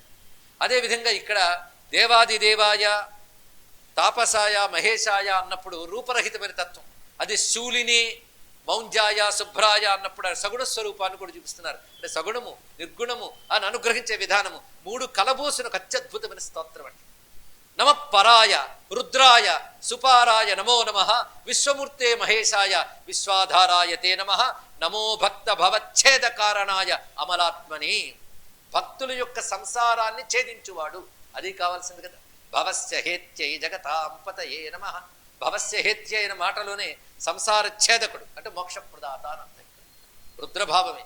నమో భక్త భవచ్ఛేద కారణాయ అమలాత్మనే కాలాయ కాలకాలాయ కాలాతీతాయ తే నమ జితేంద్రియాయ నిత్యాయ జితక్రోధాయ తే నమ నమ పాషండభంగాయ. ఇవన్నీ ఎందుకు ప్రార్థించాలి అంటే బృహస్పతి మన కోసమే చేశాడు. పాషండ అంటే వేద విరుద్ధమైన మతము అని అర్థం. ఇక్కడ వేద విరుద్ధ భావాలు మన బుద్ధుల్లో కూడా ప్రవేశిస్తాయి. అప్పుడప్పుడు అదే బాగుందేమో దీనికంటే అనిపించింది కదా. కలి పాషండులు ప్రాచుర్యమే కలియుగం. అటువంటి పాషండులు వారికో పుస్తకం ఉంటుంది, వారికి కొన్ని మిషన్స్ ఉంటాయి, వాళ్ళు బయలుదేరుతుంటారు పాషండులు. వాడి ప్రభావం మన మీద కూడా పడుతుంది కనుక అవి పడకుండా ఉండాలంటే శ్లోకం చేసుకోవాలి. ఆ పాషండత్వాన్ని భంగం చేసేవాడు పరమేశ్వరుడే. నమ పాషండ భంగాయ నమ పాపహరాయతే నమ పర్వత రాజేంద్ర కన్యకాపతయే నమ. మధ్యలో సగుణ లీలను కూడా స్మరింపజేశారు. యోగానందాయ యోగాయ యోగినాం పతయే నమ. మీరు జాగ్రత్తగా గమనిస్తే జ్ఞానం ఇచ్చేవాడు, జ్ఞానానికి సాధన కూడా ఆయన స్వరూపమని చెప్పారు. జ్ఞానానికి సాధన జితేంద్రియాయ జితక్రోధాయ అన్నారు. క్రోధమును జయించడం, ఇంద్రియాలను నిగ్రహించడం జ్ఞాన సాధన. అది శివుడి పరంగా చెప్పాడంటే మన సాధనతో తెచ్చుకున్నది ఆయన స్వభావంగా ఉండదు. అందుకు అటువంటి వాడిని ధ్యానిస్తున్నాం.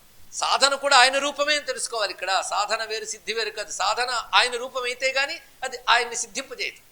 అందుకే ఇక్కడ యోగానందాయ యోగాయ యోగినాం పతయే నమః. యోగము వల్ల కలిగే ఆనందం ఆయన యొక్క స్వరూపము, యోగం ఆయన స్వరూపము. యోగములకు యోగులకు పతే అయినవాడు ఆయన. అంటే నేను ఇంత యోగం చేస్తున్నాను కదా, ఎవడు నన్ను గమనించుకుంటాడు అంటే యోగములకు పత అయిన యోగులకు పత అయిన కనుక ఆయన గమనించుకుంటాడు. యోగినాం పతయే నమః. ప్రాణాయామ పరాణాంతు ప్రాణరక్షాయ తే నమః. అంటే ఈ స్తోత్రం ఒక శాస్త్రంలా కనబడుతుంది. ఎవరైతే ప్రాణాయామ పరాయణలో వారి ప్రాణాలను నువ్వు రక్షిస్తా ఉన్నాడు. ఏంటండి ఆయన ప్రాణాయామం చేస్తే ఈయన రక్షించడం ఏంటంటే అదే తెలుసుకోవాల్సింది. ఆ ప్రాణశక్తి ఆయనే కానీ ప్రాణాయామ పరాయణులు ఆయన్ను ఉపాసిస్తున్నారు, అది అర్థం. ఇక్కడ మనలో ప్రాణములు ప్రధానంగా 11 ఉంటాయి. ఈ 11 రుద్రస్వరూపాలు, ప్రాణావావ రుద్రాహ. కానీ ప్రాణాయామం మనం చేస్తున్నామంటే పద్ధతిగా మనకు వచ్చిన ప్రాణశక్తిని ఎలా పెడితే అలా వాడుకుని, ఎందుకంటే సృష్టిలో అందరికీ ప్రాణశక్తి ఉంది. ఒక్క విచారం లేకుండా తిని తిరుగుతూ దుష్టకృత్యాలతో తిరిగే వాళ్ళు ప్రాణశక్తిని దుర్వినియోగం చేసుకుంటున్నారు. ఆ ప్రాణశక్తిని సాధనతో సద్వినియోగం చేసుకునే వాళ్ళు భగవంతుడిని ఉపాసిస్తున్న వాళ్ళు. తమలో ఉన్న దివ్య శక్తిని సద్వినియోగం చేసుకోవడమే దేవతా ఉపాసన. ఈ వాక్యం గుర్తుపెట్టుకుని మళ్ళీ ఆలోచించుకోండి. తమలో ఉన్న దివ్య శక్తిని సద్వినియోగం చేసుకోవడమే దేవతా ఉపాసన. ప్రతివారులు అదే శక్తి, కానీ సక్రమంగా శాస్త్రబద్ధంగా నియమబద్ధంగా దాన్ని వినియోగించుకుంటే అదే తమలో ఉన్న దైవత్వాన్ని తాము ఉపాసించడం. ఇది తెలుసుకోవాల్సిన. అదే ప్రాణశక్తి మనం తయారు చేసుకుంటే వచ్చిందా? వచ్చింది. మనం తయారు చేసుకోకుండానా ఈశ్వరానుగ్రహం వల్ల. దాన్ని నువ్వు సద్వినియోగపరచుకోక అటువంటి ప్రాణశక్తిని లౌకికమైన ప్రయోజనాల కోసం వృధాపరచుకుంటే వ్యర్థ జన్ముడు అయిపోతాం. దాన్ని సద్వినియోగపరచుకుంటే నీలో ప్రాణరూపుడైన పరమాత్మ నిన్ను రక్షిస్తాడు. అందుకే ప్రాణాయామ పరాణాంతు ప్రాణరక్షాయ తే నమః. ఇక్కడ చాలా విశేషం ఏంటంటే ఇటువంటి భగవానుడు ఎక్కడున్నాడు అంటే సోమ సూర్య అగ్నయోహి సర్వే దీపయన్. ఆయన ఎన్ని రూపాలతో ఉంటాడంటే సోమ సూర్యాగ్ని రూపములతో ప్రకాశిస్తూ ఉంటాడు. ఆయనే మూలాధారే ప్రవిష్టాయ మూలదీపాయ తే నమః. ఆయన మూలాధారంలో ప్రవేశించి మూలదీపముగా ప్రకాశిస్తున్నాడు. క్రమం చూసారా? యోగం అన్నాడు, తర్వాత ప్రాణాయామం చెప్పాడు, తర్వాత మూలాధారం అన్నాడు. అంటే ఈ స్తోత్రంలో యోగ సాధన క్రమం బృహస్పతి అందిస్తున్నాడు మనకి. అంటే పరమాత్మని పొందడానికి సాధనలు. ఈ మాట మనకు ఉపనిషత్తే శ్రద్ధ భక్తి జ్ఞాన యోగాద్ అవైహి అని మాట చెప్పింది. శ్రద్ధ భక్తి జ్ఞాన యోగాత్, జ్ఞాన యోగాత్ కలపకుండా జ్ఞాన యోగాత్. శ్రద్ధ భక్తి జ్ఞాన యోగాత్ అవైహి. శ్రద్ధ చేత, భక్తి చేత, జ్ఞానము చేత, యోగము చేత. ఇక్కడ జ్ఞానానికి విచారణ అర్థం. ఈ నాలుగింటి చేత జ్ఞానం పొందాలి, అంటే పరమాత్మ అనుభవం పొందాలి. అందుకు యోగం కూడా చెప్పాడు ఇక్కడ. భక్తి చెప్పాడు, శ్రద్ధ చెప్పాడు, ఇప్పుడు యోగము చెప్తున్నాడు. ఈ యోగంలో ప్రాణాయామ పరాయణులు ప్రాణరక్షణ చేస్తాం. ఆ చేస్తున్న ప్రాణాయామంలో సాధన ఉచ్ఛ్వాస నిశ్వాసలే ప్రధానం. అది ఇడాపింగళ అనే నాడుల ద్వారా జరుగుతుంటుంది. తద్వారా ఒక్కొక్క యోగ కేంద్రం దృష్టి పెడుతూ వెళతాం. అటువంటి ప్రాణాయామంలో ప్రధానంగా పరమేశ్వరుని దివ్యశక్తి ఎక్కడ ఉద్దీపన జరుగుతుంది, ప్రాణాయామ పరాయణకు మాత్రమే జరుగుతుంది ఇక్కడ.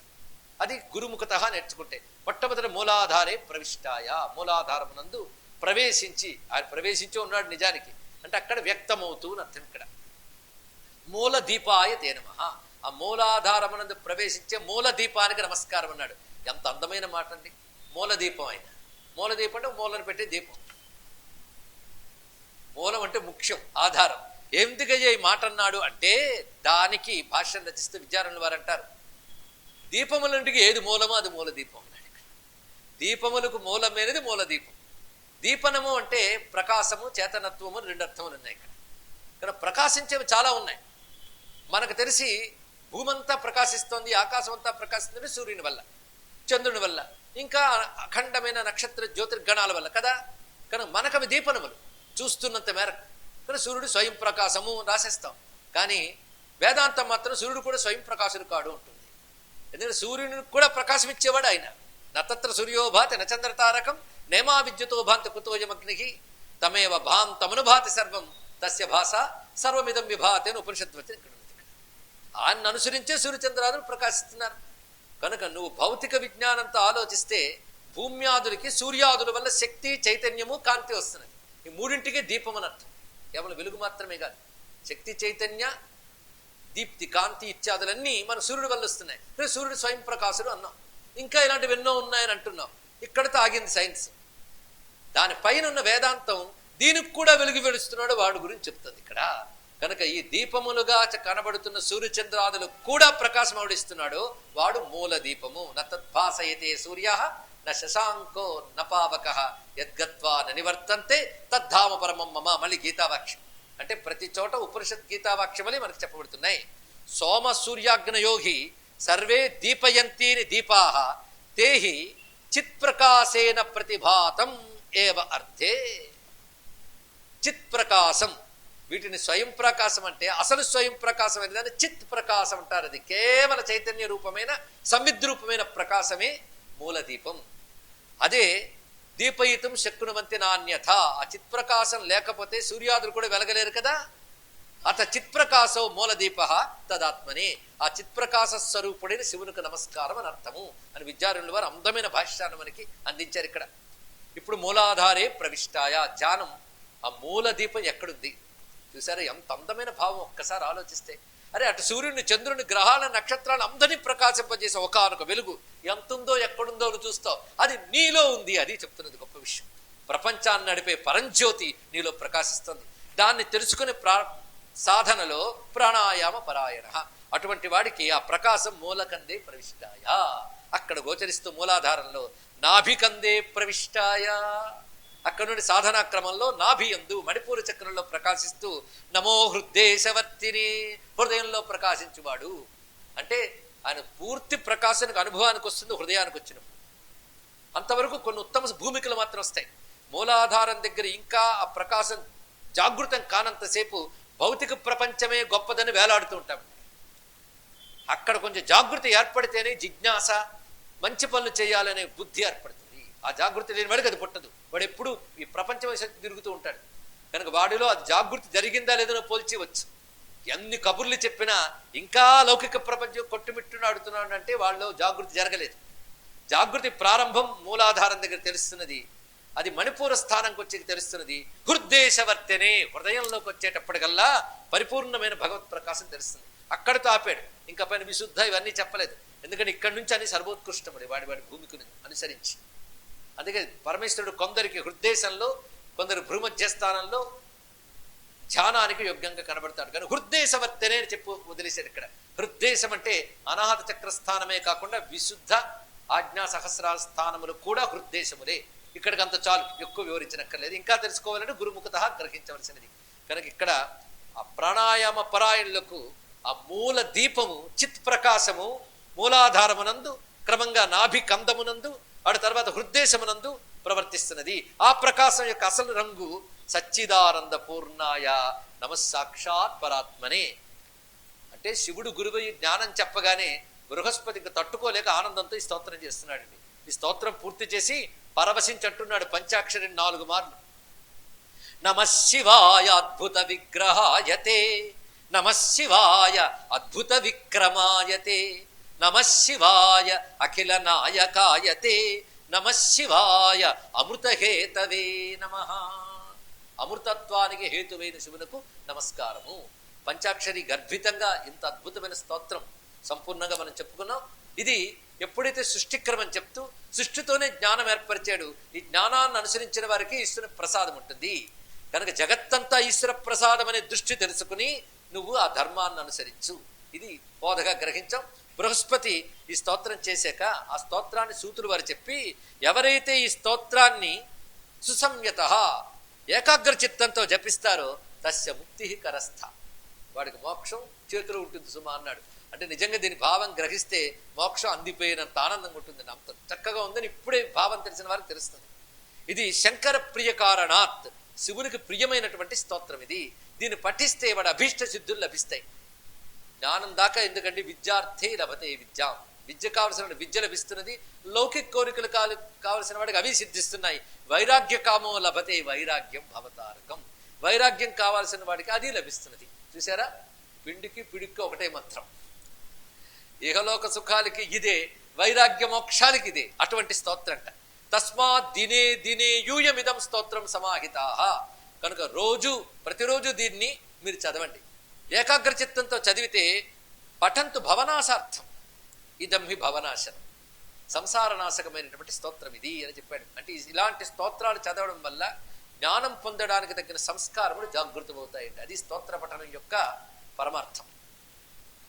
అలా అయిన తర్వాత మళ్ళీ ఈశ్వరుడు కొనసాగిస్తున్నాడు. నాయన, ఇంతవరకు నీకు చెప్పినది సృష్టి అలా ఏర్పడింది, ధర్మం అని చెప్పానే, ఆ ధర్మాలంటే ఏంటో చెప్తున్నాను అన్నాడు. ధర్మాలు ప్రధానంగా వర్ణాశ్రమ ధర్మమునే చెప్పబడుతున్నాయి. ఒక్కొక్క వర్ణములకు ఒక్కొక్క ధర్మం ఉంటుంది. ప్రతి వర్ణము ప్రపంచ గతికి అవసరమే. యజ్ఞయాగాది కర్తవులు ఎంత అవసరమో పాలించి ఒక వ్యవస్థ చేయడం అంతే అవసరం. అది ఎంత అవసరమో రకరకాల ఉత్పత్తుల్ని రకరకాల వారికి అందజేయడం అనే వాణిజ్యం అంత అవసరం. అది ఎంత అవసరమో వాటిని ఉత్పత్తి చేసి అందించే వృత్తులు అంత అవసరం. చూసారా, అప్పుడు 4 తయారయ్యాయి. ఈ 4 4 వర్ణాలు అన్నారు. ఇందులో ఎవరు గొప్పవారు అంటే మళ్ళీ చెప్తున్నాడు, ఎవరి వర్ణధర్మాన్ని వారు పాటిస్తూ నా యందు భక్తి కలిగి ఉంటే వారు నా అనుగ్రహానికి పాత్రుడు. ఇది సనాతన ధర్మం యొక్క అసలు హృదయం అండి. అదే వర్ణాలు లేవని చెప్పడం కాదు, వర్ణాలు ఉన్నాయి. లేవా, లేకపోతే ఇన్ని సంఘాలు ఎందుకుంటాయి, ఇన్ని పోరాటాలు ఎందుకుంటాయి, వాటి మీద ఆధారపడి ఓట్లు ఎందుకుంటాయి, వాటి మీద ఆధారపడి క్షుద్ర రాజకీయాలు ఎందుకుంటాయి. అయితే వర్ణాలు ఉన్నాయి కానీ అప్పటి ధర్మాల్లో అది వచ్చింది బాధ. కొట్టుకోవడానికి పేర్లు మిగిలాయి. కనుక ధర్మం కలపండి.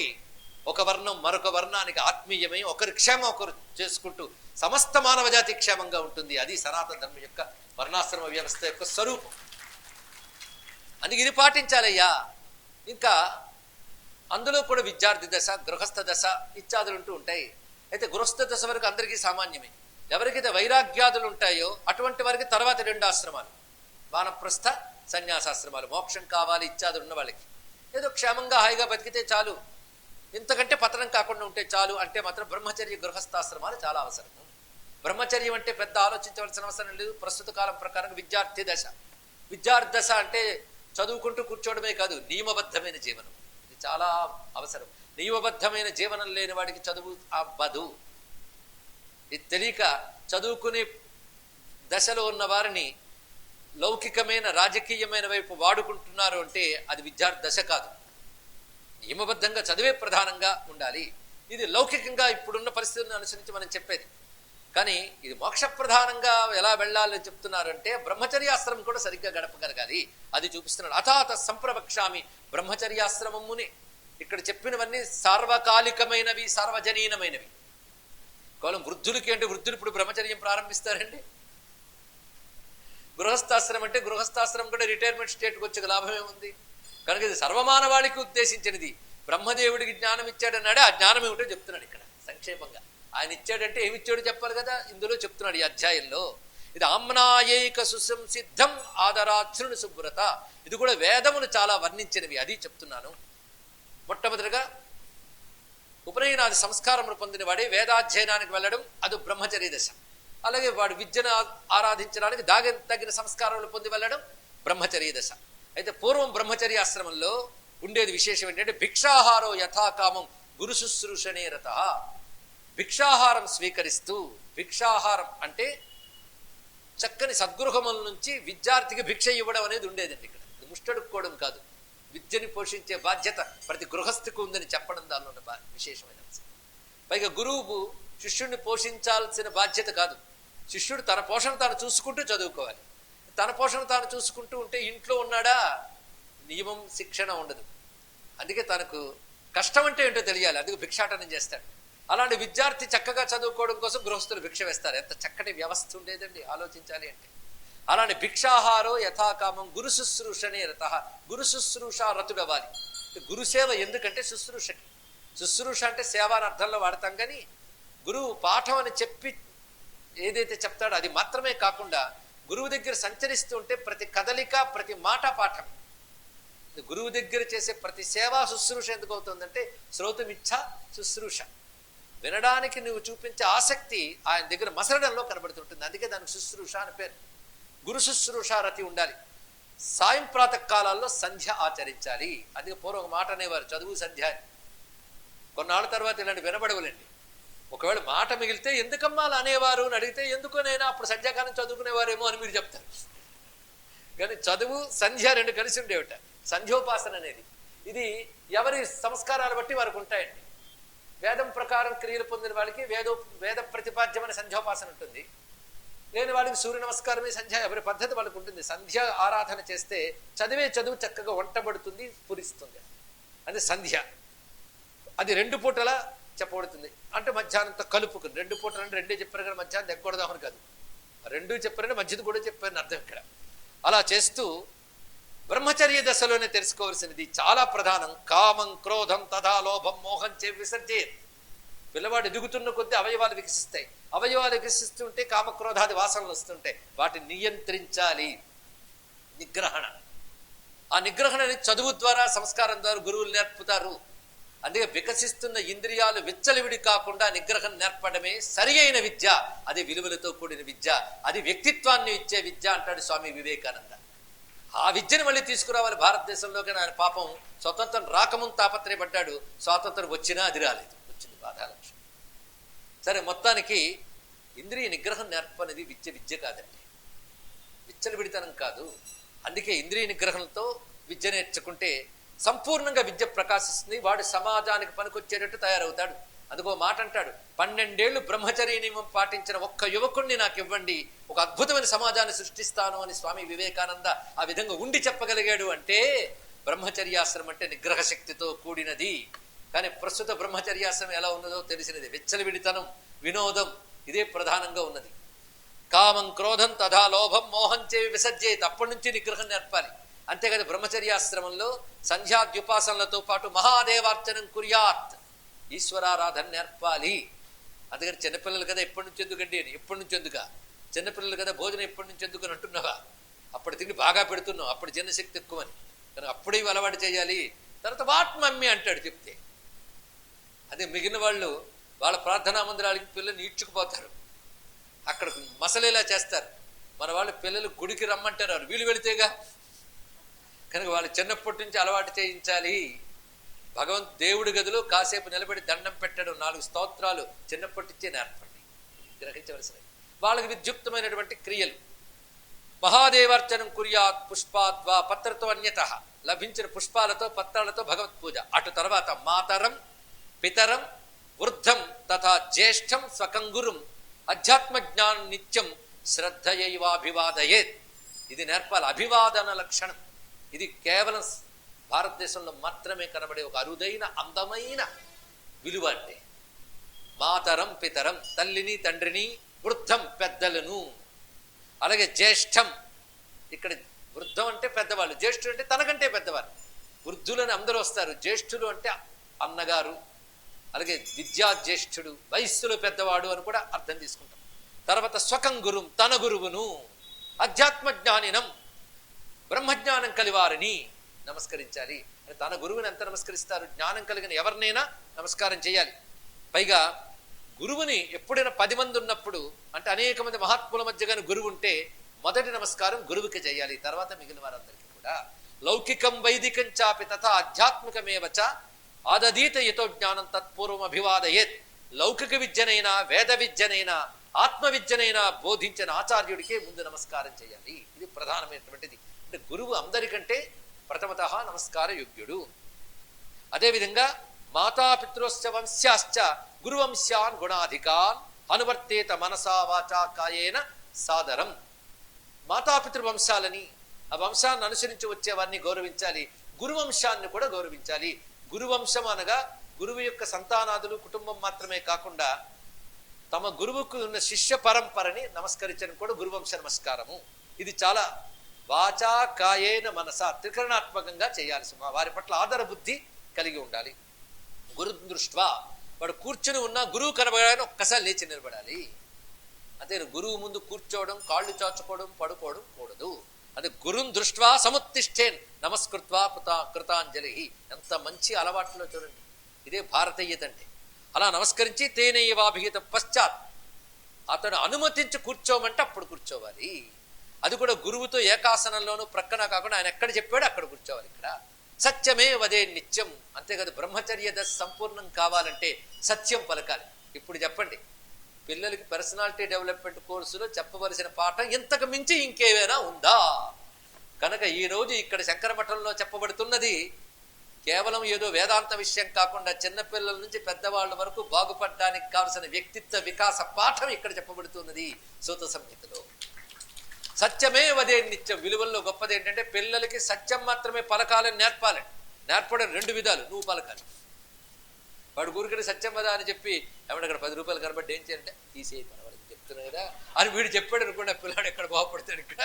అందుకే సత్యం పలకడం అంటే ఆచరించడం కూడా. సత్యం వదే నిత్యం అధీతంచన విస్మరేత్. ఎల్లవేళ్ళ సత్యాన్ని పలకాలి. అదేవిధంగా అధీతంచన విస్మరేత్, చదివిన దాన్ని ఏనాడు విస్మరించరాదు. ఇది చాలా ప్రధానమైనది. ఇప్పుడంతా జ్ఞాపక శక్తి గురించి చదువులు వస్తున్నాయో లేదో తెలియదు. ఎందుకంటే తల కూడా ఇందులో పెట్టేసిన కాలం. 2 రెళ్ళు ఎంత అంటే ఇప్పుడే చెప్తానంట. అందుకని ఇప్పుడే చెప్తాను, ఇక్కడి నుంచి చెప్పాం. అంతగా విస్మరేతే అవుతుంది. కానీ విద్య బుద్ధికి అందిందే విద్య, బుద్ధికి స్ఫురించేదే విద్య. విద్య బుద్ధి నుండి స్ఫురించేదే విద్య. అందుకే అధీతంచన విస్మరేత్. అదేవిధంగా నిత్యం నైమిత్తికం కర్మ. ఆ మాటకు వస్తే బ్రహ్మచర్యాశ్రమం నుంచే మోక్షం కోసం ప్రయత్నించవచ్చు ఆ బుద్ధి కలిగితే. అదే మోక్షకామనయా అథవా నిత్యనైమిత్తిక కర్మ నువ్వు మోక్షకామనతోనైనా చేయవచ్చు. ఒకవేళ ఆ జన్మలోనే ఆ దశలోనే నీకు పూర్వ సంస్కారం వల్ల వైరాగ్యాదులు కలిగితే. లేదా నిత్యనైమిత్తిక కర్మ మోక్షకామనతో చేయకపోతే అది ఐహికంగా పరమార్థంగా సిద్ధినిస్తూ చిత్తశుద్ధినిచ్చి అప్పటికైనా పనికొస్తుంది. నిత్యనైమిత్తిక కర్మ మానరాదు. అయితే చిన్నతనంలో లోతు తెలియదు, బాగా తెలుసుకోండి. ఇప్పుడు మంత్రం చేయమన్నారు, జపం చేయమన్నారు, మొత్తం పిల్లలకి చెప్తే కదండి తెలుస్తుందండి, చేస్తే కానీ తెలియదండి. గ్రహించవలసింది చెయ్యాలి. చెయ్యగా చేసే క్రియ అతనికి శక్తినిస్తుంది. అప్పుడు వారికి అర్థమవుతుంది. అంటే చిన్నప్పుడే మొత్తం ఎక్కడ నేర్పుతావు? కర్మ నేర్పడమే. నిత్యం నైమిత్తికం విద్యుక్తమితి బుద్ధ్యా. ఒకటే మాట చెప్పాడు, ఇది విద్యుక్తం, ఇది నాకు శాస్త్రము విధించినది అని చేయవలసినదే. శాంతో భూత్వా సమాచరేత్. ఇక్కడ మనస్సును అల్లకల్లోలు పరుచుకోకుండా శాంత చిత్తంతో ఇది శాస్త్రం చెప్పింది, ఇది నాకు క్షేమం కలిగిస్తుంది అని చెయ్యాలి.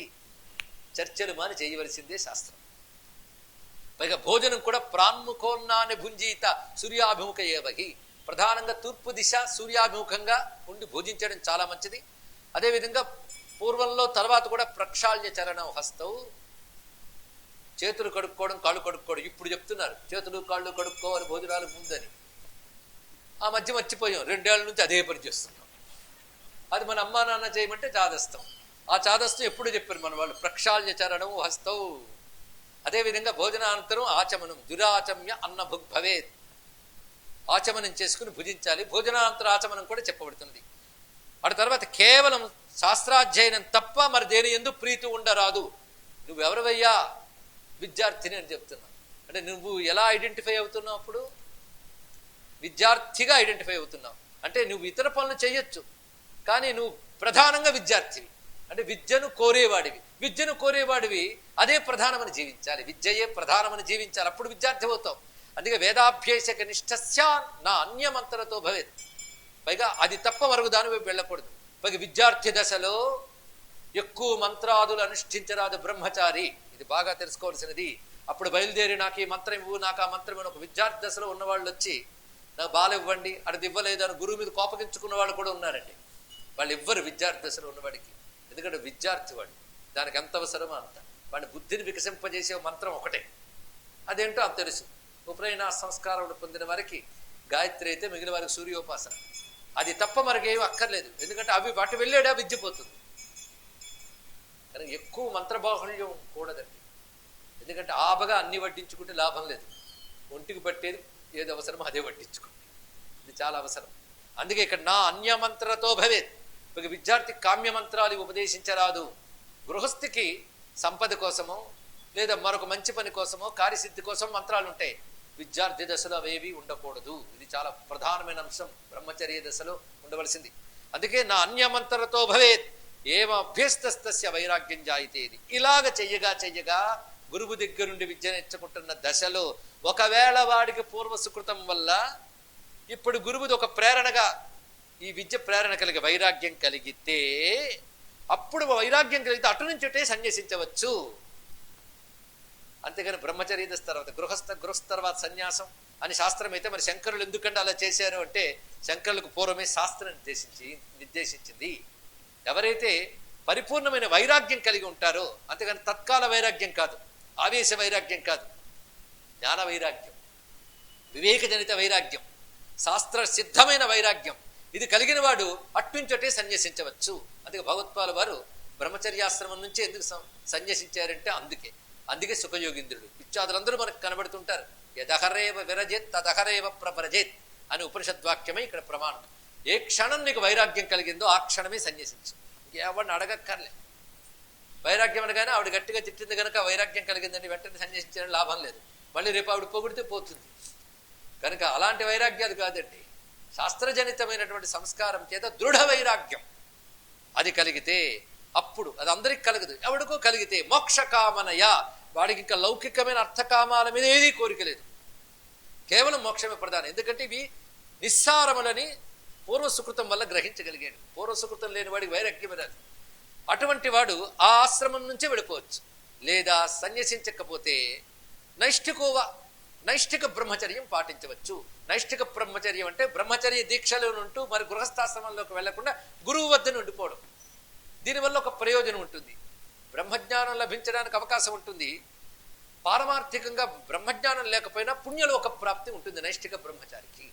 లేదా గృహీవాపి భవేత్ కామి, అర్థకామములందు కోరిక ఉన్నట్లయితే బ్రహ్మచార్యాశ్రమం నుంచి గృహస్థాశ్రమం స్వీకరించాలి. ఇది ప్రధానంగా చెప్పారు. అర్థకామాన్ని నిషేధించలేదు, చూసారా, పద్ధతిగా అనుభవించమంటుంది. అది భారతీయ సంస్కృతి యొక్క గొప్పతనం. వాటి విడిచిపెట్టని కాదు. ఎప్పుడు విడిచిపెడతావు? కోరిక లేకపోతే విడిచిపెట్టు, కోరికుంటే స్వీకరించు ధర్మబద్ధంగా. గొప్ప అండర్లైన్ అంటే అణచుకోకు, ధర్మబద్ధంగా అనుభవించు. అది చెప్పారు ఇక్కడ, ధర్మబద్ధంగా అనుభవించు. భవేత్ కామీ, అది అంటే కామంగాని ఉంటే, కోరిక గాని అర్ధకామాల యందు ఉంటే గృహస్థాశ్రమాన్ని స్వీకరించాలి. అంటే బ్రహ్మచర్యాశ్రమం నుంచి 3ంటికి వెళ్ళే అవకాశం ఉందండి. అక్కడే సెలెక్ట్ చేసుకో. సెలక్షన్ నీ సంస్కారాలు బట్టి నిర్ణయింపబడుతుంది. అయితే పరమహంస లేదా నైష్ఠిక బ్రహ్మచర్యం, 3వది గృహస్థాశ్రమం. ఇప్పుడు గృహస్థాశ్రమంలోకి ప్రవేశించాం. అది ఎలా ఉండాలో చెప్తున్నాడు. అథాత సంప్రవక్ష్యామి గార్హస్థ్యం. ఇందులో మోక్షం దేనివల్ల వస్తుంది? పెద్దగా విన్నవాళ్ళు చెప్పచ్చు. ఏ ఆశ్రమంలోనైనా మోక్షం పొందవచ్చు, గృహస్థాశ్రమంలో కూడా పొందవచ్చు. గృహస్థాశ్రమంలో ధర్మబద్ధంగా అర్థకామాలు స్వీకరించడం అనేది కఠోర నియమంగా పెట్టుకోవాలి. ఒక్కొక్కప్పుడు ధర్మబద్ధంగా వెళుతూ ఉంటే నడవదు, అప్పుడు అధర్మం వెళ్ళకూడదు. అధర్మం ఏమాత్రం రానియకుండా ధర్మబద్ధంగా అర్థకామ స్వీకారం చేస్తే ఆ భోగానుభవం పాపంలోకి దించదు. ఎందుకు? ధర్మబద్ధం గనక. అది చిత్తశుద్ధినిచ్చి వైరాగ్యాన్ని ఇచ్చి క్రమంగా బ్రహ్మజ్ఞానాన్ని ప్రసాదిస్తుంది. అది గృహస్థాశ్రమం ధర్మబద్ధంగా పాటించితే దానికంటే గొప్ప ఆశ్రమం మరొకటి లేదండి ఇక్కడ. అందుకే అథాత సంప్రవక్ష్యామి గార్హస్థ్యం, గృహస్థాశ్రమం గురించి తెలియజేస్తున్నాడు. అసలు మానవ జీవితాన్ని ఇంత పకడ్బందీగా భాగములు చేసి ఇలా ఉండాలి, ఈ దశలో ఇలా ఉండాలి, ఆ దశలో ఇలా ఉండాలి, ఈ మనస్థితిలో ఉండేవాడు ఇలా ఉండాలి అని చక్కగా జీవిత ప్రణాళిక ఏర్పరిచిన ఒకే ఒక్క సంస్కృతి సనాతన ధర్మ వైదిక సంస్కృతి.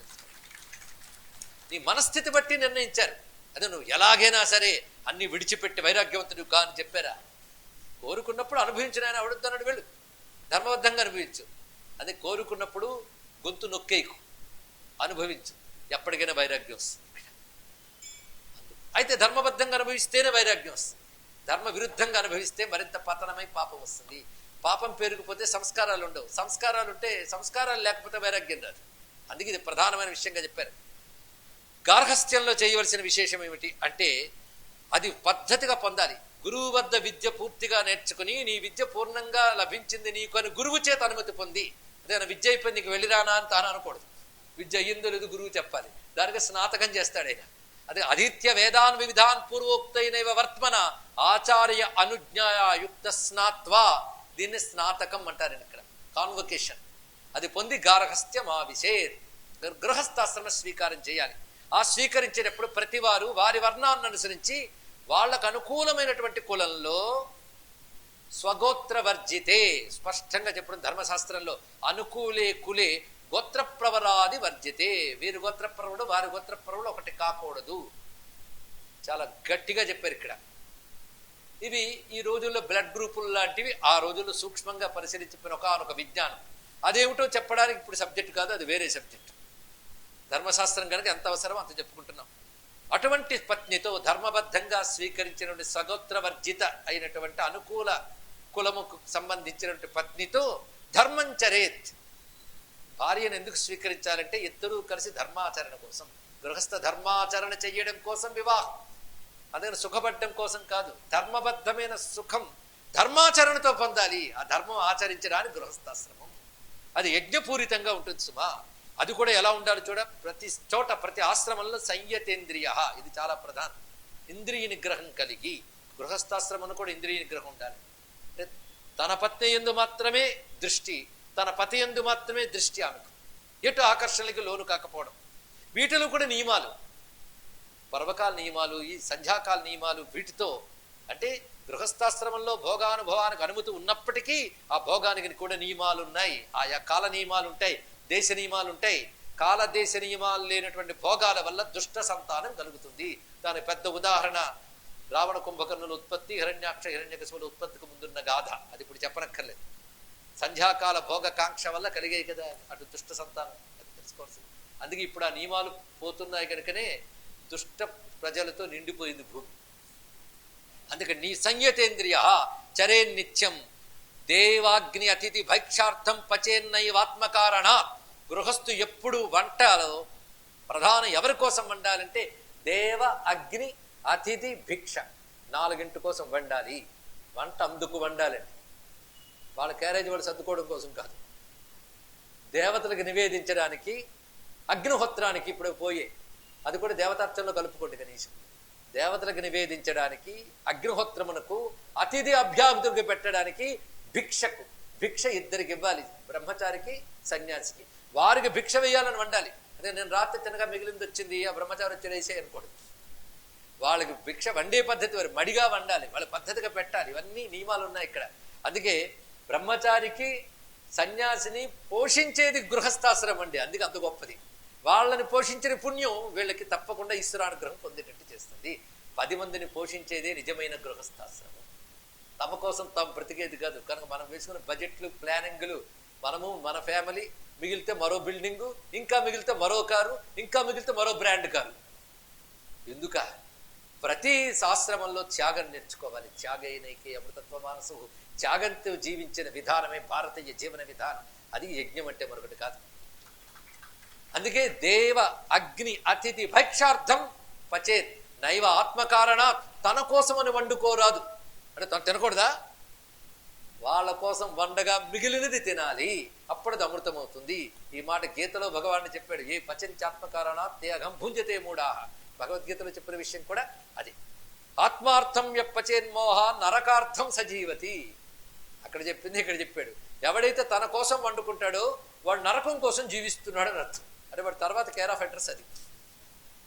దీన్ని బట్టి వండుకోవడానికి సిద్ధపడగానే అతిథి వచ్చారంటే అబ్బా మన ఊళ్ళో లేవని చెప్పేయి అంటే మేము నరకానికి వెళ్తాం సుమా అని చెప్పండి.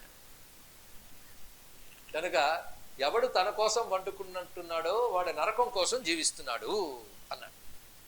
అదేవిధంగా అవసరార్థం ఇతరుల నుంచి గ్రహించే అర్హత కలవాడు శుద్ధ ద్రవ్యాన్ని మాత్రమే స్వీకరించాలి. చూసారా, అది భారతీయ సంస్కృతి ఎంత సంపాదించేవనే దానికంటే ఎలా సంపాదించేవనేది ముఖ్యం. ఎలాగోలా ఇప్పుడు సంపాదించేస్తానండి, ఆఫ్టర్ రిటైర్మెంట్ తపస్సు చేస్తానంటే అంటే దానితో ఇన్నాళ్ళు తిన్నావు కనుక నువ్వు తపస్సుకు పనికిరావు చూసుకో. అందుకే ధర్మబద్ధమైన జీవనం ఎంత అవసరమో చెప్తున్నాడు. ఇక శుచి, ఈ శుచి గురించి కూడా ఎంత గట్టిగా చెప్పాడంటే పనికిమాలిన చాదస్తాలు కావు. ఆ శుచితో మళ్ళీ కోపతాపాలు పెంచుకోవడం కాదు, శుచి ఎలా ఉండాలో చెప్తున్నాడు. యావన్ మాత్రం మనశ్శుద్ధి తావత్ శౌచం విధీయతే. అద్భుతమైన మాట చెప్పాడు. అంతఃకరణ శుద్ధి ఎంత మేరకు అవసరమో అంత మేరకు దేహశుద్ధి అవసరము అన్నాడు. అంటే చేసే శుద్ధి వల్ల చిత్తశుద్ధికి అవసరం, చిత్తశుద్ధికి ఎంత అవసరం అంత. కానీ చిత్తాన్ని క్షోభపరిచి లేనిపోని పెట్టుకోకూడదు. కానీ శాస్త్రం చెప్పింది కొంత, నాపైత్యం కొంత అని పెట్టుకోకుండా శాస్త్రం చెప్పిన సదాచారం పాటించడం గృహస్థ ధర్మంలో చాలా ప్రధానము. అందుకు అంటూ ముట్టు మైల మొదలైన శాస్త్ర సిద్ధాచారమును పాటించవలసినదే. బ్రహ్మజ్ఞానం ఉంటే చాలండి అంటే లాభం లేదు, లేనివాడికి అది రాదు. అంతే కదా. అన్నం తినడం ఎంత ప్రధానమో వడ్డించే పాత్ర కూడా అంత ప్రధానం. పాత్ర తినం అన్నమే తింటాం కదండి, పాత్ర ప్రధానం కాదంటావా? శుభ్రం లేని పాత్రలో వడ్డించుకోం కదండి, వండడం వడ్డించేది తెలుసుకోవాల్సి. అందుకే సదాచారం అంత అవసరం. దాని తర్వాత తప్పనిసరిగా ప్రాణాయామత్రయం కుర్యా. గృహస్థ జీవితం కూడా యోగంతో ఉండాలి. ఆఫ్టర్ రిటైర్మెంట్ యోగం కాదు, గృహస్థాశ్రమ స్వీకారంలోనే యోగం ఉండాలి. అలాగే గురువు ద్వారా పొందిన మంత్ర జపం, ఉపనయన సంస్కారములు ఉన్నవాడికి అప్పుడు పొందిన సావిత్రిని విడిచిపెట్టరాదు. గృహస్థాశ్రమంలో ఉన్నవాడు గాయత్రి జప అనుష్ఠాన పరాయణ ఉండాలి. అలాగే ఉపస్థానం చేయాలి. అది కూడా ఉదయం మధ్యాహ్నం అది నిలబడి జపం చేయడం ప్రధానమైనది. అలాగే సాయంకాలం కూర్చుని జపం చేయడం చెప్పారు. అదేవిధంగా వేదపారాయణం ప్రధానంగా కలిగిన వాడు బ్రహ్మయజ్ఞం ఆచరించి చేయాలి. నిత్య శ్రాద్ధం, అలాగే శ్రాద్ధములు అనేక ఉంటాయి. నిత్యం మొదలుకొని అంటే పితృదేవతలకు చేయవలసిన శ్రాద్ధములు, నిత్య తర్పణలతో పాటు వివిధమైన శ్రాద్ధములు, అమావాస్య తర్పణములు, అదేవిధంగా పార్వణ శ్రాద్ధములు, ఇక ఆబ్దికాలు, ఇవన్నీ పాటించాలి. ఇది గృహస్థాశ్రమంలో ప్రధానమైనది. నేను అవన్నీ పాటించాలంటే సన్యాసి అంటారా? దానికో పద్ధతి అది లేదు. మరి ఏమంటారంటే భ్రష్టుడు అంటారు. కనుక శ్రాద్ధం చేయాలి. అలాగే ఎవరు అసక్తులో వాళ్ళకి రక్షణ ఇవ్వాలి. గృహస్థకి ఎంత ధర్మం చూడండి. అసహాయుల్ని రక్షించడం గృహస్థ యొక్క బాధ్యత. అలాగే తథా దానం, యోగ్యతను అనుసరించి దానం చేయడం గృహస్థ యొక్క ధర్మం. అదేవిధంగా దయా సర్వేషు భూతేషు, సర్వభూతముల యందు దయ కలిగి ఉండాలి. ఇది గృహస్థాశ్రమంలో కర్తవ్యం. నిజంగా మంచి జీవన విధానం అంటే ఇంతకంటే ఏమైనా ఉంటుందా చెప్పండి? ఇవి బాగా బోధించి తత్ప్రకారం జీవిస్తే అంతకంటే పరిపూర్ణ జీవనం ఉండదు.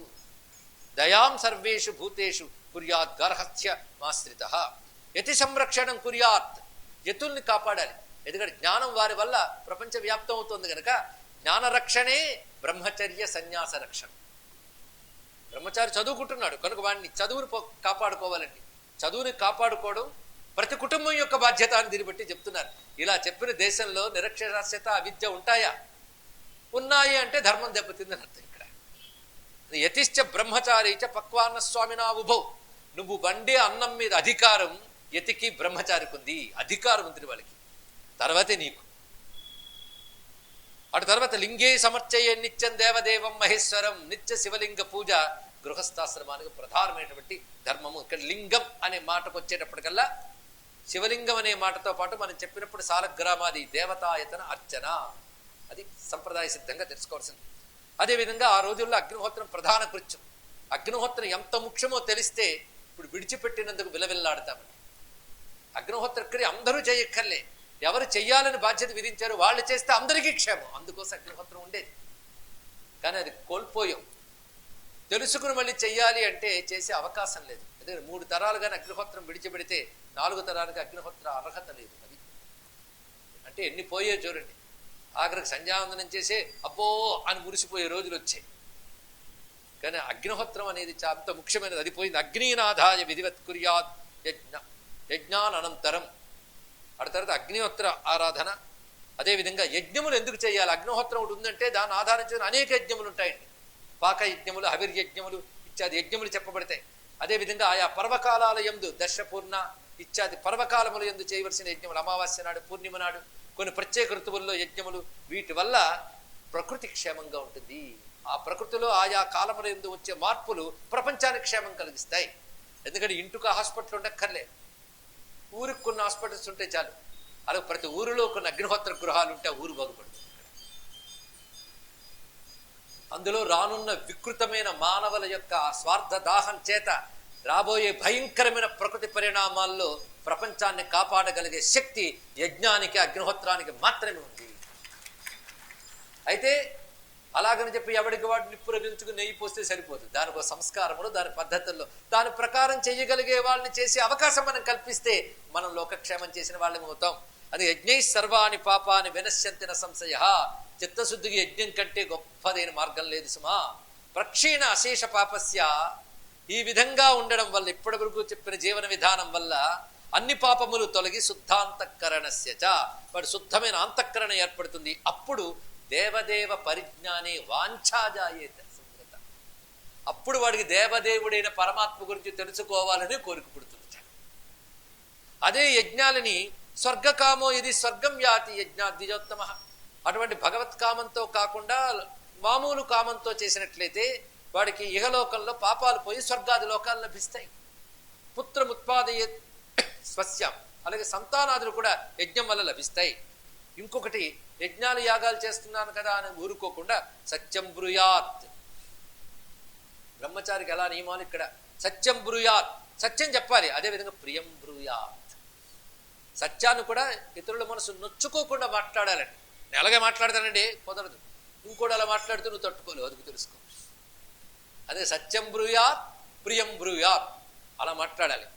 బ్రూయేత్ సర్వభూతేషు సర్వదా, పైగా సర్వభూత హితముతో మాట్లాడాలి. కానీ మాటకి సత్యము, ప్రియము, హితము అని 3 లక్షణాలు ఉండాలి.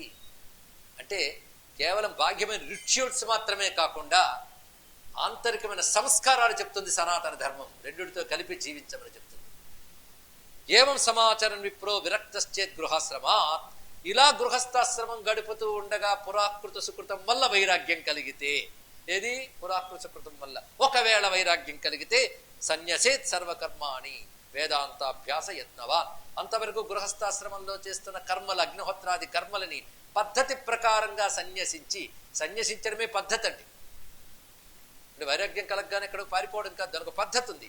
సన్యసించి వేదాంత అభ్యాసం చేయాలి. సన్యాసాశ్రమం తర్వాత ఏ జ్ఞానం కోసమని సన్యసించాడో ఆ జ్ఞానమే నిరంతర అభ్యాసం కావాలి సుమా. అభ్యాసం కాసింత ఆపినా ప్రాపంచిక వాసనలు వచ్చేస్తాయి. ఎందుకంటే వైరాగ్యం రావడం సిద్ధి కాదు, సిద్ధికి మంచి సాధన అంతే. కానీ వైరాగ్యం కలిగినంత మాత్రాన అన్ని విడిచిపెట్టి కూర్చున్నా అంటే భ్రష్టుడైపోతాడు. అన్ని విడిచిపెట్టాడు కానీ బోల్డ్ టైం ఉంది కనుక పనికిమాలిన ఆలోచనలు, పనికిమాలిన చేతలు. ఆ సీరియల్ నేను ఎంత దాకా వచ్చింది అని అడుగుతాడు కూర్చొని. ఎందుకంటే కర్మను విడిచిపెట్టేశాడు కదా, ఈ కర్మ విడిచిపెట్టాడు. అందుకే వాడు వేదాంతాభ్యాస యత్నవాన్ ప్రయత్నపూర్వకంగా వేదాంతాభ్యాసం చేయాలి. ఎందుకంత గట్టిగా చెప్తున్నానంటే వేదాంత శ్రవణాభావే పతితోయం భవే ధ్రువం. వేదాంతాభ్యాసం చెయ్యకపోతే పతనం అయిపోతాడు. ఎందుకంటే ఇదివరకు కర్మలు ఉన్నాయి కనుక పతనం కాడు, కనీసం మంచి జన్మలేనో వస్తాయి. ఇప్పుడు కర్మ వదిలేసాడుగా, వేదాంత అభ్యాసం చేయకపోతే కర్మను వదిలేసిన పాపానికి పతనం అయిపోతాడు. అందుకే వేదాంత అభ్యాసం చేయాలి. విరక్తోపి ముముక్షే ధంసేవా సన్యసేద్గృహి. పైగా వాడి యొక్క స్థితిని బట్టి సన్యాసం కూడా ఎలా ఉంటుంది గృహస్థికి అంటే కుటీచకం కానీ, బహూదకం కానీ, హంస కానీ, పరమహంస కానీ 4 రకాలుగా సన్యాసాలు ఉంటాయి అని చెప్తున్నాడు ఇక్కడ సన్యాసాశ్రమం. అయితే అవిరుక్తో గృహీచాంతే, గృహస్థాశ్రమంలో ఉంటూ వైరాగ్యం కలగలేదనుకో అప్పుడు ఏం చేయాలి అంటే వానప్రస్థం సమాశ్రయ. కొంచెం భోగాలు కొంచెం తగ్గించుకుని వానప్రస్థాశ్రమం స్వీకరించాలి. వానప్రస్థాశ్రమం అంటే ఏకాంతవాసం, భార్యతో కలిసి లౌకిక విషయాలు తగ్గించుకుంటూ ఉండాలి. అంటే వైరాగ్యం పూర్తిగా కలగలేదు, అప్పుడు ఏం చేయాల్సిందంటే కంట్రోల్ చేసుకోవాలి. ఇంతవరకు లౌకిక విషయాలు ఎన్ని పోగు చేసుకోవాలనుకుంటున్నామో తగ్గించుకో. తొలగించుకో అంటే చెప్పిన వాడిని తొలగించేస్తాడు వీడికి. అందుకే తగ్గించుకో అని చెప్పాలి ఇక్కడ. అవి తగ్గించుకోవాలి ఇక్కడ. ఎవడికి? గృహస్థయి వైరాగ్యం కలగని వాడికి. లేదా అవి కూడా తగ్గించుకోలేనంటే ధర్మబద్ధంగా బతుకంతా అదే పాటించి ఇప్పుడు చెప్పింది అదే చేయి మొత్తం. దానివల్ల పతనం కావు. అథవా యావదాయుష్యం గార్హస్థ్యం సమ్యగాచరేత్. కలియుగంలో ఇదే బెటర్ అండి. ఎందుకంటే వైరాగ్యం కూడా భ్రాంతి వైరాగ్యాలే ఎక్కువ. ఇక సన్యాసం కూడా మంచి ప్రొఫెషన్గా కనబడుతున్న కాలం ఇది ఇక్కడ. ఎందుకంటే వాళ్ళకి రాజకీయాలు అండదండలు కావాలి, వ్యాపారస్తులు అండదండలు కావాలి. వాటితో తాము క్షేమంగా ఉండాలి, తాము పెట్టుకున్నవి క్షేమంగా ఉండాలి. వాటికి లెక్క డొక్క కావాలి. వాడుకున్న సంసారం మామూలు గృహస్థుకు కూడా లేదు. వాడికి ఏమి వేదాంత విచారణ. ఓకే, వాడికి ఎవడు నాయకుడు అవుతాడు వాడు డిసైడ్ చేస్తాడు. ఆ నాయకుడి కోసం ఈ సన్యాసి పీఠంలో హోమాలు చేస్తాడు. ఆయన గెలిస్తే నా ఆత్మాను ముద్దెట్టుకుంటాడు. ఇలాంటి దౌర్భాగ్య స్థితిలో ఉన్నాం మనం కూడా. దేహమే ఆత్మ అనుకోకూడదు సన్యాసికి, ఇంకో దేహం ఆత్మట. ఎంత బాధాకరమైన విషయం అండి ఇక్కడ. దీన్నే కలి అంటారు. మరి ఏం చేస్తారు ఇక్కడ? అథవా యావద దానికంటే గృహస్థుగా చచ్చే వరకు బతకడం బెటర్ అన్నాడు ఇక్కడ. వైరాగ్యం కలగకపోతే నేను అనలేదండి సౌత్ పౌరాణికుడు. మరి ఇది పట్టుకుని ఈ బిట్ ఒకటి కట్ చేసి దాన్ని వైరల్ చేసి కేసులు పెట్టి ఎందుకు గోల? మంచి మాట మాట్లాడనే పట్టలేదు ఎవడు కూడా. ఇది బాధాకరమైన అంశం. గృహస్థాదాశ్రమా సర్వే సముత్పన్న సురక్షితా. ఎందుకంటే అన్నిటికన్నా సురక్షితాశ్రమం గృహస్థు. వాడు సుఖం అనుభవించాలని ధర్మబద్ధంగా అనిపిస్తాడు, పర్వాలేదు. కానీ సన్యసించి సుఖం అనిపిస్తే పతనం అయిపోతాడు. నైష్టిక బ్రహ్మచర్యం సుఖం అనిపించాడు, పతనం అయిపోతాడు. కానీ గృహస్థుగా ఉండడు అన్నిటికంటే బెటర్. ఇక ఎప్పటికో ఇప్పుడు ధర్మబద్ధంగా ఉన్నాడు కనుక ఈ జన్మ కాకపోతే తర్వాత జన్మలోనైనా వాడికి వైరాగ్యము, భక్తి, జ్ఞానము, మోక్షము వస్తాయి. కానీ ఈ జన్మలో మంచి పనులు చేస్తూ జీవించాడు కనుక నరకాలికి పోడు, పతనం కాడు. చూసారా? అందుకే గొప్ప మాట చెప్తోంది శాస్త్రం. గృహస్థాదాశ్రమా సర్వే సముత్పన్నా సురక్షితా. అది గృహస్థాశ్రమం నుండి అన్ని ఆశ్రమాలు రక్షింపబడుతున్నాయి. గృహస్థాశ్రమం నుంచే వానప్రస్థ సన్యాసాది ఆశ్రమాలు కూడా ఉత్పన్నమయ్యే గనక గృహస్థాశ్రమం గొప్పది. తస్మాత్ గృహస్థ ఏవ స్యాత్ అవిరక్తో సదా. విరక్తి గాని కలగకపోతే ఎప్పుడు గృహస్థాశ్రమంలో ఏం చేసావు అదే చేయి, పోయిందేముంది. అధాత సంప్రవక్ష్యామి. వానప్రస్థాశ్రమం స్వీకరిస్తే మాత్రం భార్యని పుత్రుల రక్షణలో ఉంచి ఏకాంతంలో వెళ్ళొచ్చు. లేకపోతే నువ్వన్నీ విడిచిపెట్టేవే కానీ నన్ను ఎందుకు విడిచిపెట్టమంటావు అంటుంది ఆవిడ. కనుక ఆవిడని పుత్రుల రక్షణలో ఉంచి ఒక్కడు వెళ్ళు, ఏకాంతానికి వెళ్ళు. ఎప్పటికైనా వైరాగ్యం వస్తుందేమో, అందుకు వానప్రస్థాశ్రమం. దానికి కూడా మంచి నక్షత్రం చూసుకోవాలి, అది స్వీకారం ఉందండి. అంతేగాని మన ఫైన్ మనం పెట్టి బేడ సత్తుకుని ఎక్కడో అరణ్యంలో ఆశ్రమానికి సంవత్సరానికి కట్టి శరీరం వెళ్ళిపోవడం కాదు. దానికి ఒక పద్ధతి ఉంది. ఎందుకంటే ఇంట్లో పిల్లలు భరించలేరు కనుక వెళ్ళిపోయాను అక్కడ కాశీలో ఎలాగో డబ్బు రిటైర్మెంట్ అయ్యాక వచ్చిన డబ్బు దొరికింది, గది కొనేద్దాం, అక్కడికి వెళ్ళి కూర్చుని పోదాం అంటే వచ్చేస్తుందా. మళ్ళీ అక్కడికి వెళ్ళి ఇదే కాలక్షేపం, వాట్సాప్లు. ఎవడు గెలిచాడు, ఎవడు గెలవాలి, అక్కడి నుంచి ప్రపంచానికి తిరిగి పంపించారు. ఏం లాభం అండి? దానికంటే ఇక్కడే గృహస్థుకు ఉండడం బెటర్. అయితే వీడలా వెళ్ళిపోవడం వల్ల ఇక్కడ వాళ్ళు క్షేమం కొంచెం, అది వేరే విషయం. కానీ గృహస్థాశ్రమం నుంచి వానప్రస్థానికి వెళ్ళే పద్ధతి కూడా ఉన్నది. అది శుక్లపక్షే శుభేవారే శుభ నక్షత్ర సంయుతే సుముహూర్తే యమాది సహిత శుద్ధస్తప కుర్యా సమాహిత. ఎందుకు వానప్రస్థం అంటే తపస్సు కోసం. అప్పుడు వేదాభ్యాసం చేయాలి. అగ్నిహోత్రాది కర్మలు విడిచిపెట్టరాదు. వానప్రస్థ విడిచిపెట్టరాదు.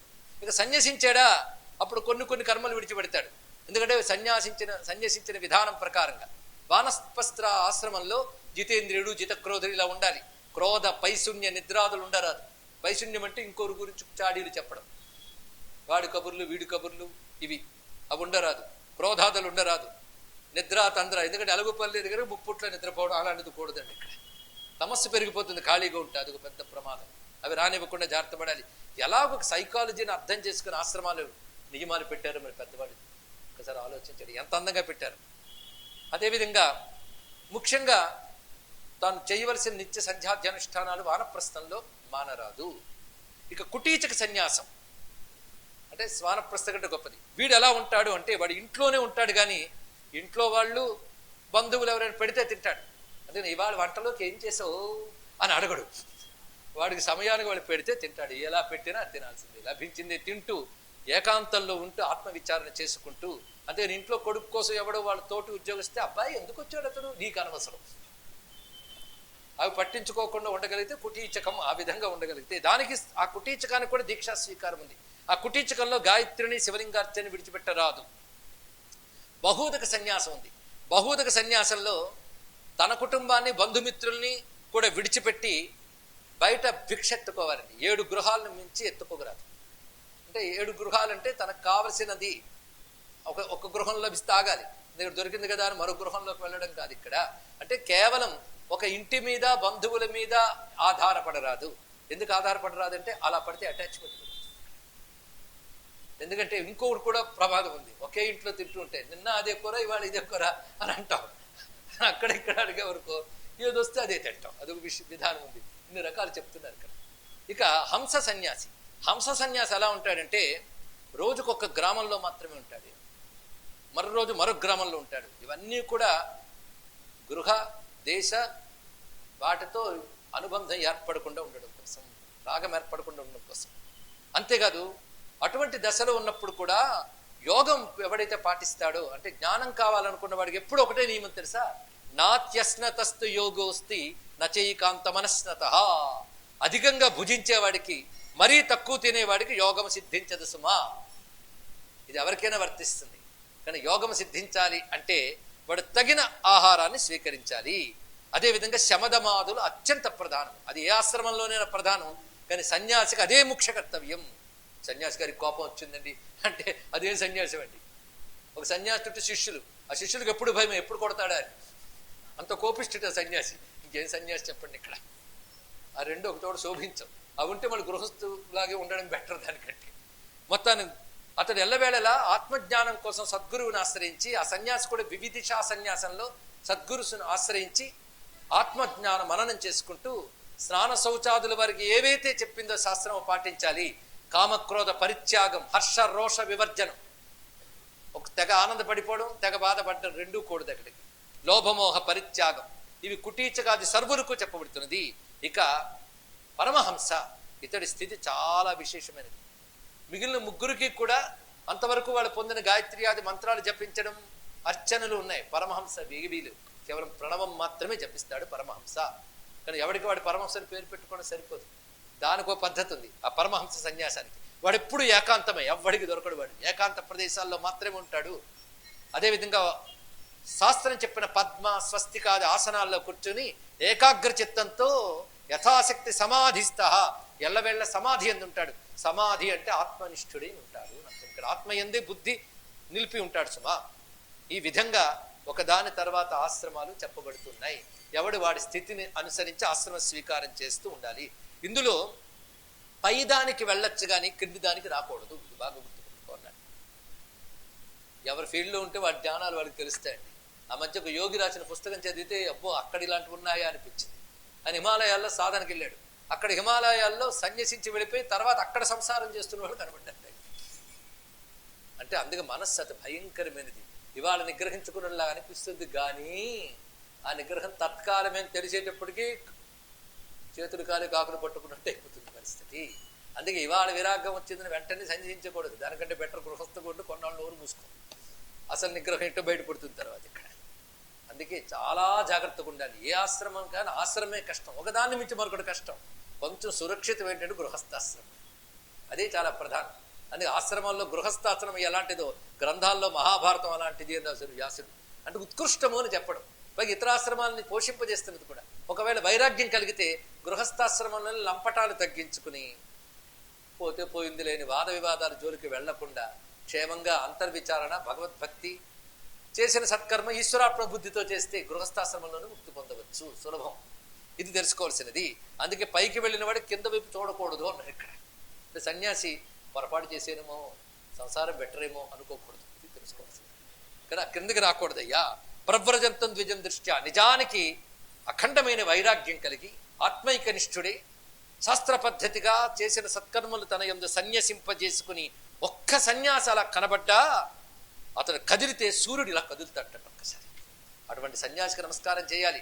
అది నా దేశపు యతి ధర్మం. ఆ యతి ధర్మం ఎంత గొప్పది. ఆ యతి ధర్మం పక్షాన నీ దేశానికి వచ్చానని చెప్పాడు మహానుభావుడు స్వామి వివేకానంద. యతి ధర్మం అంత గొప్పది. అందుకే అలాంటి ఒక్క సన్యాసి కనబడితే సూర్యుడు కదిలిపోతాడట. ఎందుకంటే సూర్యమండలం భేదించుకు వెళ్లే వాళ్ళు కూడా చేరలేని ఉన్నత స్థితిని అతను పొందగలడు. ఎందుకంటే వాళ్ళు క్రమముక్తిని పొందుతారు. సూర్యమండలాన్ని భేదించుకున్న వాళ్ళు ఇతరు జీవన్ముక్తిని పొందుతారు. ఆ కారణం చేత ఒక్క మాట చెప్తున్నాను విను. శివుడు చెప్తున్నాడు బృహస్పతికి ఏమనంటే, నాకు 2 రూపాలు ఉన్నాయి, మీరు చూడగలిగే రూపాలు 2, చూడలేని రూపాలు 2. చూడలేని రూపాలంటే నా సగుణ స్వరూపం, నా అనుగుణ తత్వం. ఈ 2 ఇంద్రియాలకు కనబడవు. ఇంద్రియాలకు కనబడే 2 రూపాలు ఉన్నాయి. మీ అందరి ఇంద్రియాలకి కనబడే 2 రూపాలు నాకున్నాయి. అవేమిటి అంటే, కదిలేది ఒకటి, కదలనేది ఒకటి. అందులో 2. కదలనిది అంటే ఆలయాల్లో ప్రతిష్ఠితమైన నా లింగము, స్వయంభూ కావచ్చు, సిద్ధము కావచ్చు, అది కదలనిది. కదిలేన స్వరూపము సన్యాసి అన్నాడు ఇక్కడ. కానీ సన్యాసి అంటే సాక్షాత్ శివుడే. చరం సన్యాసి నా రూపం అచరం మృణ్మయాధికం యస్యాశ్రమం. అంతేకాదు, సన్యాసి ఏకాంతంగా ఎవరి ఆశ్రమంలో ఉంటాడో ఆ ఆశ్రమం ధన్యం. సన్యాసికి ఒక ఆవాసం ఏర్పరిచి వారి సాధనకు అనుకూలమైన క్షేత్రాదిందులు పెడుతూ ఉంటారు ఎతుడికి. ఆ ఎతులకు భిక్ష పెడుతుంటారు కాశ్యాది క్షేత్రముల యందు. వాళ్ళు ధన్యులండి. అందుకే అలాంటి మహాక్షేత్రాల్లో ఒక సన్యాసిని చూశామా, జ్యోతిర్లింగమైన విశ్వనాథుడిని దర్శించినట్లే. వారికి భేదం లేదు. అలాంటి సన్యాసి మరణిస్తే అతని దహనము చెయ్యరాదు, ఖననం ఉంటుంది. అప్పుడు సన్యాసికి పూర్వాశ్రమంలో ఎవరు బంధువులో వాళ్ళకి ఆశౌచములు ఉండవు, అతనికి ఉదక క్రియలు చెయ్యనక్కర్లేదు. సన్యాసి మరణించిన చోట సమాధిని ఏర్పరిచి అక్కడ ఒక అశ్వత్థ వృక్షాన్ని పెట్టడం గొప్పది, అది మహాక్షేత్రం అవుతుంది సుమా అని చెప్పాడు. ఈ విధంగా ఆశ్రమ ధర్మాలు చక్కగా తెలియజేస్తూ, అయితే మానవుడు గృహస్థాశ్రమం ఉన్నప్పుడు ఎల్లవేళలా సత్కర్మలు చేస్తూ చిత్తశుద్ధికి ప్రయత్నిస్తే ఆశ్రమం నుంచే భగవదానుగ్రహం పొంది మోక్షం పొందవచ్చు కదా. అందుకు గృహస్థాది ఆశ్రమములు చిత్తశుద్ధి కోసం ఏర్పడ్డవి. అంటే ధర్మబద్ధంగా సుఖాలు అనుభవిస్తున్నా ఎప్పటికప్పుడు మన చిత్తాన్ని శుద్ధం చేసుకోవడం కోసం సత్కర్మాచరణ, శాస్త్రశ్రవణం, భగవదారాధనలు చేసుకోవాలి. అలాగ మనల్ని మనం శుద్ధి చేసుకునే ప్రక్రియ పేరు ప్రాయశ్చిత్తం అని. ఇవాళ తెలిసి చేసిన పాపానికి కూడా ప్రాయశ్చిత్తాలు ఉన్నాయి. ఇవాళ మనకి వివేకం కలిగి ఇకపై బుద్ధిగా ఉంటానంటే ఇంతవరకు లేమని అర్థం కదా. కనుక ఆ పాపాలు పోవడానికి కూడా ప్రాయశ్చిత్తాలు చేసుకోవాలి. కనుక భగవంతుడు ఇంకా నీకు బ్రతికే అవకాశం ఇచ్చాడంటే నిన్ను సిద్ధు చేసుకునే అవకాశం ఇచ్చాడు. అప్పుడు నువ్వు ఎటువంటి ప్రాయశ్చిత్తాలు చేస్తే పాపాల నుంచి బయటపడతావు ఇది తెలుసుకోవాలి. ఈ జన్మలు ఇవి చేశాను అని తెలిసిందో అటువంటి పాపాలకు ప్రాయశ్చిత్తాలు ఉన్నాయి, అవి తెలుసుకోవాలి శాస్త్రం ద్వారా. రెండవది, ఇప్పుడు నువ్వేది బాధపడుతున్నావో అది ఏ పాపం వల్ల వచ్చిందో శాస్త్రం చెప్తుంది. ఉదాహరణ అంగవైకల్యం ఏర్పడింది, ఫలానా అంగవైకల్యం ఏ పాపం వల్ల వచ్చి ఉంటుందో చెప్పే ఒక శాస్త్రం ఉంది, దాని పేరు కర్మ విపాకం. ఎన్ని తయారు చేసి పెట్టే 2 ఋషులు. అసలు నాలెడ్జ్ అది. అది తెలుసుకుని దీనికి కారణం ఆ పాపం కనుక ఆ పాపానికి ప్రాయశ్చిత్తం గ్రంథంలో ఉంది. ఫలానా పాపం వల్ల ఫలానా రోగం వస్తుంది కనుక ఆ పాపానికి ఇది ప్రాయశ్చిత్తం. అది ఇప్పుడు చేసుకుంటే రోగానికి మూలమైన పాపం పోయి రోగం కూడా పోతుంది. ఇది ఇక్కడికి పనికొచ్చింది. ఇక్కడ ఇలాంటి ప్రాయశ్చిత్తాలు కొన్ని ఉన్నాయి. కనుక ఇప్పటిదానికి ఎప్పుడో చేసుకున్న దానికి కూడా ప్రాయశ్చిత్తాలు కనబడుతున్నాయి. పైగా మన సుఖదుఖాదులు తెలియకపోయినా నిత్యం చేసే శాస్త్రబద్ధమైన కర్మలు నిత్య ప్రాయశ్చిత్తాలు కూడా. యదన్నాత్ కృతే పాపం తదన్నాత్ ప్రతిముచ్యతే, ద్రాత్యాత్ కృతే పాపం తద్రాత్యాత్ ప్రతిముచ్యతే అంటున్నామా లేదా? అంటే మళ్ళీ కొత్త పాపాలు చేయడానికి రెడీ అయిపోతున్నామని కాదు. ఇక్కడ ఇలా నిత్య కర్మల వల్ల పాపం పోతే కొత్త పాపాలు చేయాలనే సంస్కారం కూడా పోతుందండి. ఆ వాసనలు పోతాయి, పాప వాసనలు కూడా పోతాయి. అందుకు ప్రాయశ్చిత్త విధులు కొన్ని ఉన్నాయి, అవి తెలుసుకో. ఇక్కడ కర్మ విపాక శాస్త్రం చాలా చెప్పాడు. ఫలానా చౌర్యం చేసిన వాడు ఎలా అవుతాడు, ఒక ఎలకగా అవుతాడు, ముంగిసుగా అవుతాడు, ఏ జన్మల తర్వాతే చెప్పారు. ఇవి నేను ఒక్కొక్కటి చెప్తే ఎలక ముంగిస కనబడతాయి కనుక నేను వాటి గురించి చెప్పకుండా ప్రాయశ్చిత్తాల్లో కన్నా సులభమైన ప్రాయశ్చిత్తాలు కొన్ని ఉన్నాయి, అవి చెప్తున్నాను విను అంటున్నాడు బృహస్పతితో శివుడు అని చెప్తున్నాడు సూత పురాణకు సౌనకాదులతో. వాటిని తెలుసుకునే ప్రయత్నం రేపు చేద్దాం. సర్వం శ్రీ సాంబ సదాశివ చరణారవిందార్పణమస్తు. స్వస్తి. ఉమాకాంతాయ కాంతాయ కామితార్థప్రదాయినే శ్రీగిరీశాయ దేవాయ మల్లినాథాయ మంగళం. కాశీక్షేత్ర నివాసాయ కామితార్థప్రదాయినే విశాలాక్షి సమేతాయ విశ్వనాథాయ మంగళం. మంగళం కోసలేంద్రాగమనీయ గుణాత్మనే చక్రవర్తి తనూజాయ సార్వభౌమాయ మంగళం. సర్వమంగళ మాంగళ్యే శివే సర్వార్థ సాధికే శరణ్యే త్రయంబకే గౌరీ నారాయణి నమోస్తుతే. లోకాః సమస్తాః సుఖినో భవంతు. నమః పార్వతీపతయే. హర హర మహాదేవ్.